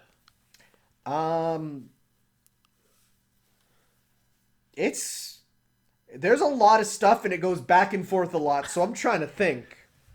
Well, they discover that Diavolo's in one of their bodies. Yes, Diavolo's in one of them, and we're like, Yeah. who? And it's cool how they like figure it. Like, keep talking. Yeah, they use the light to figure it out, right? No, the Giorno's blood. He like cuts himself, and then Oh he yeah, walks then he walks around towards yeah. people. Yeah. And then it skips. It's them. Yeah, and he's just kind of floating around as King Crimson. Like he's not actually Yeah. like he's not like he's possessed them like King Crimson kind of possessed Doppio, kind of, right? Yeah. Like he's not exactly the Diavolo, but he's like just the stand almost a little bit. It's interesting. It's an interesting way of doing that. Well, he's been talking through the stand too. Yeah, before. yeah. It's not like an unprecedented Yeah, thing. for sure. But yeah, they walk towards. Or Bruno volunteers. Yes. And as he's doing that, it's Trish or like Mista in Trish. Yes. So Diavolo is possessing Mista, who's possessing Trish, and it's like this is why I love this part. So like This finale, this it's part so is JoJo. kind of peak wacky. Yeah. There's only a couple things in part 6 that I think go beyond this, and even still, this is peak. This is kind of JoJo peak right now. And then what they go another location, but I don't know how they like run. Well, Diavolo does kind of the funniest thing ever, which is he just punches the body that he's in, and it sends the body flying. That's way after though. Oh, is that way after? No, because Diavolo gets away in Trish's body. Yeah. Whatever. Because he's trying to chase. Oh, after and he Silva. does time skip away, I think. Yeah, that's so cool. Because like they're shooting stuff, and he's like skipping time to dodge. And then there's where it's like, shoot him. I already have. The bullets are on the ground, and you're like, oh dang. But then he gets to Silver Chariot Requiem, and he's like figuring it out. Like, okay, so the lights, shadows, the shadow. It's like if you look at him, the shadow's there and there. It's like that must mean, and then he just turns around and crushes the light behind his mind, and I'm like, that is like one of my favorite moments in JoJo. I think. Wow, really? I love that moment so much. I marked out on that. Like, who would have thought? That's wild. The light behind one's mind. Yeah. Just destroy it. Yeah. And then it destroys Silver Chariot, and then like I love the like the atmosphere it like gives off, like the clouds. Yep. And all that. And then like they catch up to him and all that. And then Diavolo punches Trish's soul so hard. Just He just sends that made me no, do. because the stand arrow, yeah, no, what happens is Giorno grabs the stand arrow and then it breaks Yep. and then it flies into the air. Yeah. And sorry, I keep interrupting. I was just gonna say, it's just like that's why I tweeted the thing of like Diavolo sees the remote control over there. All right, punches self to other side of room, grabs it, re-punches self back in midair to land back on the couch. It's like just that idea. I love the idea of just like I need to get that, so I punch myself so hard I fly over to it. Like that's so like video game glitch or something, right? Like it's so good. Yeah. But like with the stand arrow in the air and like someone's like I know Giorno was gonna catch it. because it was in the OP. Yep. Oh, was the Diavolo stuff in the OP was already. Yep. Yeah. Okay. But all that reminded me of when the stand arrow was coming up. It reminded me of Harry Potter, ironically. Well, in the finale when Harry grabs the wand out of the air. Okay. That's what reminded me of it. Okay. That was cool. And then the arrows in the air for like 10 minutes. Oh yeah. JoJo time is wacky. The thing with like a week-to-week basis here is like you don't remember everything. No, especially not probably the most weird fight in the entire series where you're like, stuff's happening. Well, from what I remember, Jono grabs it and then he stabs himself, but it doesn't work. Well, remember what happens is first off, Diavolo tries to stab himself. Oh yeah, but it just slips out of it slips through, and he's like, I can't stab myself. And then you look around, and there's Bruno, and Bruno's like, oh yeah, haha, idiot, and he unzips the light behind his head, and then Bruno's like, arrivederci, guys, and then pieces off to the sky. And like he dies, but and Jonah's like, I'm sad, but I kind of knew this would happen eventually. Yeah, everyone did. We knew you were dead to begin with, so this was gonna happen. His send off was cool though. He was like in the sky with the angels. And he's gold. Yeah. And there's actual cherubs up there. Yeah. And you're like, okay. So, just a caveat here. What death it was the most impactful for you so far? Bakio's, Narancha's, or Bruno's? Probably Narancha's, just because I think it's sudden, right? Like it's a sudden thing. I feel that for Abakio.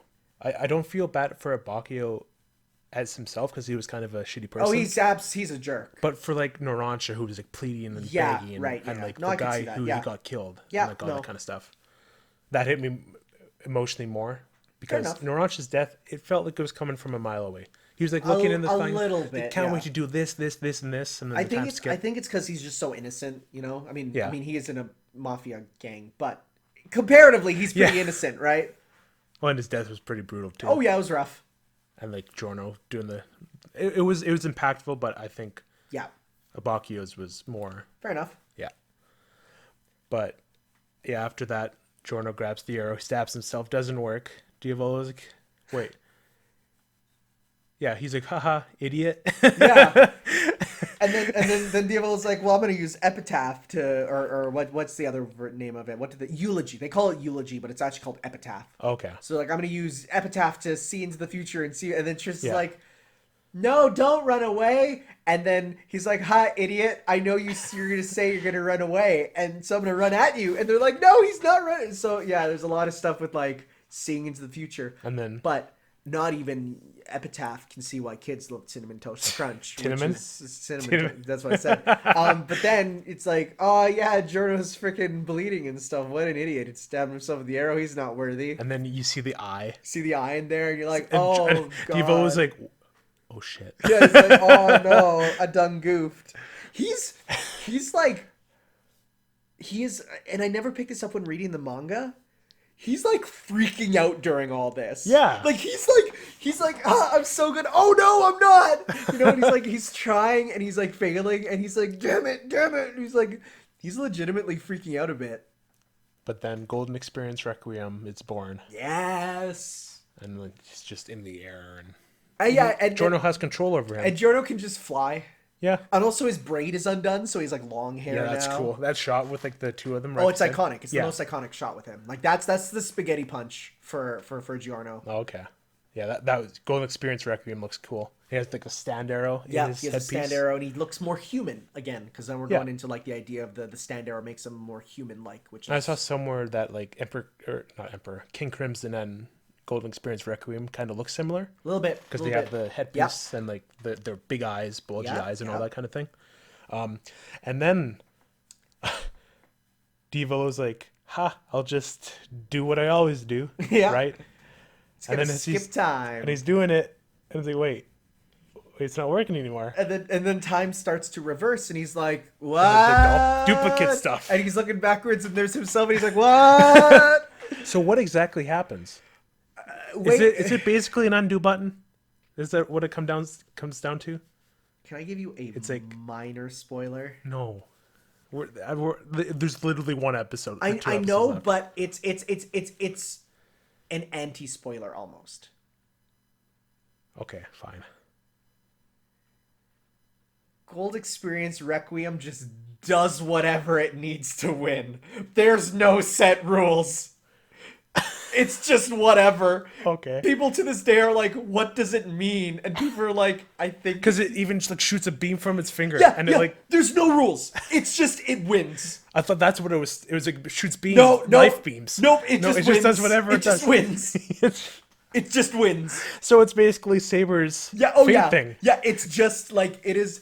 There's people like bring it into like, oh, you know, the idea of like, King Crimson has the ability to like get rid of the effects, and then you have the cause that still happens. Yeah. Well, this is, it gets rid of the cause, but you still have the effect, meaning that like, and then people like bring it into all this stuff, and they're like, yeah, he's bringing life to the effect, which causes the and people like, What? You can go super deep with it. Yeah. But the best way to explain it as it wins. That's it. I That's guess. it. I like we skipped it, but like when Diavolo's like, maybe I should just like get out of here. Yeah. And Trish's like, coward. Yeah. It's like, okay, no, I'm not. My daughter told me I'm a coward. I'm not going to do it anymore. About to throw hands with my 15-year-old daughter. Yeah. And then he just like goes, just like, you know what? I have nothing to lose anymore. Yeah. And then he gets his ass kicked by Golden Experience Requiem. Just undo. So there's you remember when Jonah just says no. Yeah, That's the stance bar. No. Oh yeah, that's what it is. Remember when the characters were like, oh, we need to use the arrow on Sex Pistols. Yeah. They're like, we need to use it on him. So people always keep theorizing like, well, what would that be? I just think it's 2 guns. 2 guns, 12 bullets. Right? That'd be cool. Yeah. Just like 2 guns. He just gets his gun and then Emperor. Oh. Right? And it's just like like that'd be great. That'd be cool. But yeah, Giorno just mooders him, and that's where the episode ends. Yeah, it stops mid-muda. Yeah. Which, knowing what comes next, will have a very interesting final episode. Beat said like, well, when I was talking about it, he didn't watch it. I was just talking about it, and he's like, oh, they're already at the Muda? I wonder what the last hour is going to be about. Well, I have some ideas. Well, Beat thinks it's going to be like a bunch of a new stuff. There will be new stuff, for sure. There's no way. There's not enough to make a full hour. Okay. So it's going to be interesting to see what they do. But we'll see. Overall, though, it seems you're liking part 5. I am. That's interesting. At first half, I was like, okay, this isn't as, I'm not as invested as like I would be before. But like this, like once they take off on that boat and onwards, Yeah. it's just like, this is amazing. I love this. All right. Yeah, and which accentuates the first half because it's like a build up to the second half. But yeah, I'm really liking it so far. All right. Well, speaking of Italy, we need to also talk about Spider-Man Far From Home. Yeah. Which has a little bit of Venezia in it. A little bit of Russia. Russia? Don't they go to Russia? No. Oh, they go to the Czech Republic. Right, yeah. That's not Russia, bud. Okay. That's I'm not Russia very at all. familiar with the east side of the world. Actually, it's really cool. There's a couple places in this one where I've been. Really? That wooden village they go to in the Czech Republic with the where the chick tells him to strip. That one? I've been there. Like that building? Not actually, I might have been in that building, but I've been to that village. Oh, that's cool. Yeah, it's a all wooden village that's like super iconic. So I'm like, I've been there. That's cool. So, how do you feel about the movie? I still stand by. I think that I still think that in terms of the new Spider-Man movies, number 1 is still Spider-Verse. I checked on this because last night or 2 nights ago, my mom just threw on Homecoming, so I watched a bit of Homecoming, and then this. I still think that Homecoming is still better. Really? Yeah. I think Far From Home is better than Homecoming. I think so. I think this movie. So yeah, full spoilers. At the end of the movie, when he's swinging through New York, he's MJ on the phone. Just like he's taking selfies, he's acting like Spider-Man. This is where Homecoming was like building up to. Yeah. Like the classic Spider-Man that we deserve. Yeah. Right? Like The one that's in New York swinging around with MJ on the phone. Shame we're not gonna get that anymore. He's a criminal now. Oh, right. I thought you were talking about something else. No. But yeah. Sorry, I just had a brain fart. I don't know. I do think, I will say, Mysterio being a group of people was a lot of fun. Not just being, the one guy, but it's a crew behind him, right? Yeah. Because the question is always, well, how does Mysterio do all of his things on his own? Mm-hmm. The answer is he can't. He has a whole crew, and I like that. Yeah. Bringing in characters from older stuff, very nice, very enjoyable. But I think at the end of the day, it just came down to it wasn't as funny as Homecoming. Homecoming still has better jokes, in my opinion. Oh, Far From Home is a little bit darker. It's a little bit darker, but it didn't go dark enough, I feel. I think the third one's going to do that, especially with the criminal For aspect. sure, for sure. I think Mysterio is like one of my favorite live action, like up there with Doc Ock, honestly.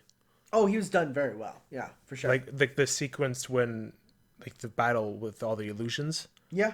That was like watching the live. The visuals on the like hallucination sort of stuff, outstanding. 10 out of 10. Loved it. Yeah. That was like classic Mysterio stuff. I think I just found some of the human interactions a bit boring in this one. The stuff with Happy, even some of the classmate stuff, I'm just like... Well, how did you feel about the first act of the movie? Like the high school stuff? Like before it acted, like it should hit the fan. I also felt that Nick Fury was kind of shoehorned in. You think so? I think so. Well, he kind of was in the universe too, if you think about it. A little bit, yeah. I don't know. Oh, yeah, Nick Fury and Marie Hill were Skrulls the entire time. Well, those ones were, but those ones, yeah. There is a Nick Fury that's still the Nick Fury. Yeah, he's just chilling in space. So I think, it's the Nick Fury is in space doing stuff, and he just sends down Skrulls in his place to do stuff. That's a nice touch. Yeah. I think that's neat. I don't know. I just think in general, the lack of, I think universal stakes didn't help it. You know? What do you mean? Like it was... Well, you just got done a universal stake movie. know, right? And it is dealing with him dealing with that. But I don't know. I just felt like in general, I just liked Homecoming more. Fair enough. I think Homecoming is a better film. You can agree that the opening of the film was amazing. Like the stuff with the kids doing the teleprompter stuff. Oh man, that's my favorite. Yeah, but there's only one of that. I wanted more. But I will say, starting with Comic Sans and Getty Images is that's a joke that some people won't get. Some people when the Comic Sans appears on the screen, if you laugh, you get it, and if not, if you see someone not laughing, they don't get it, right? Starting with the In Memoriam is the funniest thing Wasn't ever. It misspelled In Memoriam? Oh yeah. It was misspelled, and it had just literally, if you Google those characters, the first things that pop up, and then Getty's Images was on some of them. So funny. It's just a super blurry shot really of funny. vision. So that one was. And then it got super dark when they're all disappearing and the screams of the kids. Oh no, it was funny. The one where they're in the stands? Yeah, I guess that was funny, but at the same time it was so the kids dark. Are disappearing, and then it comes back, and then it answered a question well, when they repoofed, are they still in the same place? And then they show them repoofing with their instruments. Yeah, it's the marching band. And then they're in the middle of the game, and you're like, I love that answered that question I had. So no, I did I will say I really enjoyed this. Mm-hmm. I still think it's one of the better MCU movies, but I think it's just that Spider-Verse and Homecoming are so high up there that it just in my eyes didn't reach. I think I have to watch Homecoming again after this one, just to get a solid thing. I think Homecoming's also shot a bit better. I like the shots of Homecoming more. Yeah. So I don't know. Different takes, different takes. I liked in Homecoming the more hand cammy casual footage, Yeah, the stuff of just to do the shot of him just on the roof and Spider-Man do a flip, right? Mm-hmm. That sort of stuff of just the casual in the world stuff. I liked it more than them on the bus, right? Okay. Or more than them, at the opera. stuff like that, where it's a little more like it's shot just normally. I think I definitely prefer like the final battle of this movie over Homecoming. I feel like I was kind of overwhelmed with the final Vulture fight, whereas this Mysterio fight was like really good. Action-wise, I agree. Emotionally, I think could the see that, climax of Homecoming was more. Okay. Yeah, I could see that. But as for like ending, yeah, the ending of this was big. Seeing where they go from that. I nearly cried when I saw fucking oh my god, I swore that was an accident. J.K. Simmons. As J. Jonah? J.K. Simmons specifically. Oh, really? He gets that one. Yeah, dude, it's J.K. Simmons. But it's J. Jonah Jameson. But okay, he's a character who fought to be J. Jonah Jameson so hard, he had to go through movie companies. He had to fight Fox, he had to fight Sony, and he had to fight Disney to get there. I cannot think of, like, that made me cry. He was the original. The original what? J. Jonah? He was the J. Jonah from the Yeah. Raimi movies. Yeah, that's why it's so big. That's why I was nearly crying, because he had to fight for that. Like, Okay. the actor. I'm so happy for him. That's good. So why are you acting like it's a weird thing for me to be happy for him? I don't know. It's a good thing. Yeah, but you're acting I'm like not like it's... I'm like I should be the one freaking out. Yeah, but it's the fact it's J.K. Simmons, man. Okay. He fought for that. But is he like maybe that's like the only time we're going to see him? No, I can't see. Well, honestly, okay. Here's the thing. Even if this is the only time we see him, the fact that he's established here makes me happy. Okay, right? I'm happy about that too. That makes us know he's there. I'm just not as emotionally charged about it as you are. Oh, I am. I'm super emotionally charged about that. But yeah, Spider-Man's a criminal. Yep. Weird that we're not going to get a regular sort of Spider-Man movie. It just changes like this when Homecoming ended and May found out he was Spider-Man. Yep. I'm like, that's different. Pretty big. And then now it's like, oh, Spider-Man's public. Yep. That's never happened in a Spider-Man movie before. Not in a movie, but in the comics Yeah. it has, and that leads to a couple things. So maybe that's what this movie's setting up. Including the death of Spider-Man. I don't think they'll do that. No way. I don't think so. Like, they want to make like 9 films. Yeah, right? So you can't do that without Spider-Man unless you get Miles. Black suit? I want them to do Venom and Spider-Man again. Yeah. Like really well. But, yeah, we'll see. But now that Venom's like in his own universe, it's a bit difficult. But if J.K. Simmons can like transcend multiverses. Yeah, we're gonna have to see. So. All right. Is that it? That's about it. All right, regale me in your thoughts on the ending of The Walking Dead. I am happy. Good. I'm satisfied with this ending. That's good. Yes. So what happens? Last issue happened. Rick died. Rick-a-roni. Rick-a-roni. Were you waiting for that? I actually thought of it the very second of like, oh, he's gonna say Rick died. But the issue ends with they're taking Rick back to Alexandria to bury him, and then Carl falls out of the cart, and he says, "I don't know if I can do this. I don't know if I can live without Rick anymore." And that's where it ends. Okay. 193 starts. Like, I'd say at least 20 years later. What? Huge time skip. Wow, that's a bold decision. Yeah. It starts out with a walker walking up to a farmhouse, like you see on the cover. And then Michonne's sword kills it. And then you see... Is Michonne dead? No. Okay. And then you see... Oh, it's Carl, 20 years later. Yo, Carl's a weeb now. Because she uses a katana. Yeah, Michonne gave it to him. Yeah, he's a weeb now. Only Michonne weebs use katanas.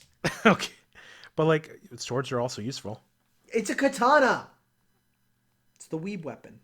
I'm just searching up Carl the Walk. I want to see what he looks like. Comic series. That's what he looks like. Yeah, okay, so I flipped through the book. Did you see the end I page? saw close to the end, but I saw that and I saw someone say Carl and I said, whoa! So I saw that at least. Okay. I saw him as that design and someone call him that. Yeah, it's Carl. Big old giant patch over his eye. Big eye patch. There's a reason why he doesn't. Well, he has a kid with Sophia, Okay. who's still alive in the comic. Names their daughter Andrea, Of course. who died, and Carl was attached to her and all that. Basically, his mother Yep. in law, not in law, but like Yeah, I know. stepmother. Yeah. And then we go through the world, the new world. Everything's established. There's carriages. Maggie and Glenn's son Herschel, he's grown up. He runs like a like almost a circus thing for the walkers, and his show is called "Come See the Walking Dead," but don't get too close. And it's like this carriage with walkers in it, because like there's no more. There's walkers are so like outlawed now. Like they don't see him anymore, and they just have him. And the whole story of the thing is that Carl's like the walker that Carl killed on the farmhouse. That was one of Herschel's walkers, and that's destruction of property. Like the laws are like set in now. Huh. And it becomes a whole thing of like Carl's like, it's a walker, like these things should be dead, and Herschel's like, no, I built this business up, like I hate you for this, like you're like ruining my life. And then we just go through the entire world and see like catch up with characters like Eugene. He's like he's building a railroad like across the states. Wow. Like it's become this huge thing. We flash back with characters like Laura, who was Dwight's romantic interest, and Dwight died a couple issues ago, well, like 20 issues ago, and Laura's all like, I'm never going to forgive Rick, whatever. Like, I don't care that he established this world. Rick is basically like, he's like the figure who built this world and all that. And there's even a giant statue in his honor at in Alexandria, I think. And like Carl looks up to it, and the lights beaming back from it, and Rick just has this like stub hand in the air. Oh yeah. Yeah. And it's like Carl's like, I don't think his chest was that big. Sophia's like, it's the idea of that, right? Like but it ends with Carl, Sophia. Oh, thing with Negan doesn't show up again. Carl and Sophia, sorry, there's just so many things happening. Carl and Lydia, they like broke up. They were together before the time skip, but they meet up again to go somewhere about like whatever. And Carl stops off at a place where he's heard Negan has been at, and you can see there's like a gravestone there that says Lucille. So like Carl knocks on the door. He's like, "Hey, I got food for you here. I'm just gonna leave it here." And there's no response. And I think Negan's just like, he doesn't want to talk to them, but Carl wants to talk to him because like Negan knew his dad. Okay. And he's just like, I want to talk to someone who knew my dad, and like I don't want to be surrounded by people who just see him as a legend, as something, as a myth. Yeah, he wants to speak with someone who knew them as the man. Yeah, right? not the legend, right? Yeah. So, and then it ends with Carl talking, like reading a storybook to Andrea in the chair, and it does that thing where the comic panels, and then it shows like a part of the world. Yeah. Where it's like, we've went through all of this. The really cool thing is that they call the entire series, like before the time skip, the giant time skip, like the trials, because everyone went through their trials as humans, and like we got here. And it pretty much says like Rick did all of this. He created this world. He even gave his life for it. And like, that's the legacy of Rick Grimes. And Rick always wanted Carl to live a life what he's living now, and that happened. And it's just the last shot is, oh yeah, it was a really cute moment. Carl's like, yeah, you would have really really liked Rick.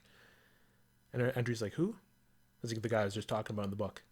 I was like, you always tell me this. And Carl's like, oh, okay. And then she's like, read it again. And then Carl laughs, and that's where it ends. That's the end of The Walking Dead, and I think I'm very happy with that. I think a happy ending was what the comic needed. Yeah. So do you think that this was like, so just to give you perspective, like the final book of Attack on Titan is like, it's done. The ending is set. The author has finished the ending, but he's not done the middle. He's still working on the middle. Like, he has the ending set, and he's Oh. working up to the middle. Do you think that this was a case of this ending was pre-decided and it just kind of dropped in here because he felt like he was done? So they did like a whole thing at the end of the issue where he just explained like why he finished it and all that. And there was an issue that the cover was a fair. Yeah. The fair happened, and he's like, "Oh, we're already here. Like Commonwealth's right around the corner," and then that's the end of the book. I was like, I don't know if I can get to. He said he wanted 300 issues, but it was at like issue 141. I'm like, oh god, I don't have enough material. And he's thinking like he was like writing all this like this stuff, and at the end of the day, he's like, all of this is filler. I don't want to like drag this on. Okay. So I think that would be similar then, where it's just like he just decided, okay, I have the ending in mind. Let's get to it, you know? I think so. Interesting. I think that time skip, there could have been stuff that happened, but I don't think it was important enough to cover. Yeah, because right? it would have just been filler. He would have just kept making it. And, delaying it. And yeah, people would have been dropping off. And so he said, you know what, we're going to end it now. And I think that's a fair thing to do. Yeah. So maybe he'll go back. Maybe he even said he's starting to regret it, finishing it because he loved it so much. Like it was his life pretty much. Yeah. But now it's over. So like, what does he do? So maybe he'll go back like in 10 years. Yeah. And write some more. Or maybe hand him off to like, you know, other comic artists to be like, well, here's my story, draw it, you know, something like that. So. But yeah, I feel like looking back at the series as a whole, it feels complete. I'm very satisfied with that. That's good.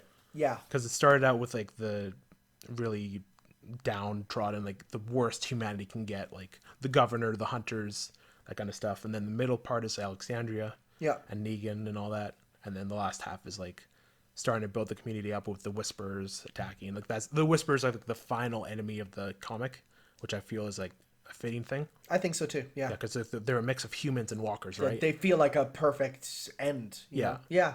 And then the Commonwealth was like the finale. Yeah. So yeah, I really like it. Now with the show, I'm not sure how they're ending it because like Rick's gone, Carl's gone, Judith is still there. Maybe she can take Carl's place, but yeah, it's gonna be weird. We'll have to see. Michonne's leaving. Yeah. Yeah. Oh yeah, Maggie. She becomes the president. Of like the Commonwealth. So yeah, we'll have to see what they do. They might go a whole separate way. Maybe I want to see it like. I want to see the outline of it. Yeah. The same. Okay. Like I want them to get there, but in like a different way. Yeah. Okay. So. All right. Well, that has been our coverage on The Walking Dead. I'm very happy you're happy about it. Yeah. And that's good because it's sometimes tough when something is in that realm of it's going on forever and you're like I want it to end, but I don't want it to end. And like, is it going to be a good ending or it ends too soon? Like Game of Thrones. So where Game of Thrones is. So I'm happy you got a good ending. That's good. Now, if only Berserk also gets that one day. And this Berserk. Ending, like when we were talking last podcast, there was no talk about this comic ending at all. No, because they just dropped it. So and he even explained Robert Kirkman was like, I like the endings that come out of nowhere. He hates watching a movie and knowing like, the act when it's gonna end. Yeah. So no, I mean it surprised us, and that's. I think it worked. Yeah, Shane comic stores didn't have enough time to buy enough copies. So yeah, they were like scrambling. I didn't get my issue until like the end. Yeah, you had to be very rush it to get it. So and the issue was 72 pages. It was like a trade paperback. That's a thick boy. Yeah. So all right. Thank you all for listening. Next time, as we said, I'll be back from Japan with stories of that in 3 weeks. Comic-Con stuff. Comic-Con and Evangelion and The Walking Dead and all that good stuff. So yes, I will see you all. We will see you all. We will. In that time. So thank you all for listening. Be sure to subscribe wherever podcasts are available for you, if you have not. And follow us on Twitter. Be sure to vote on the yes. Is it Border Battle? Border Battle, that'll be, like I said, description on YouTube, description on the podcast, whatever site you're using, as well as on Twitter. So head there at Ships Worldwide Podcast. That's our Ships Twitter. Worldwide Podcast at gmail.com. That's for emails. Yeah. But our Twitter is at Ships Worldwide, right? Let us look. because we have a couple different. That's Ships W Podcast. Ships W Podcast. There we go. Yeah, we could get Ships Worldwide. I was gonna say, how did we get that? We didn't. So thank you all for listening. We will see you next time, guys. Ciao. Bye.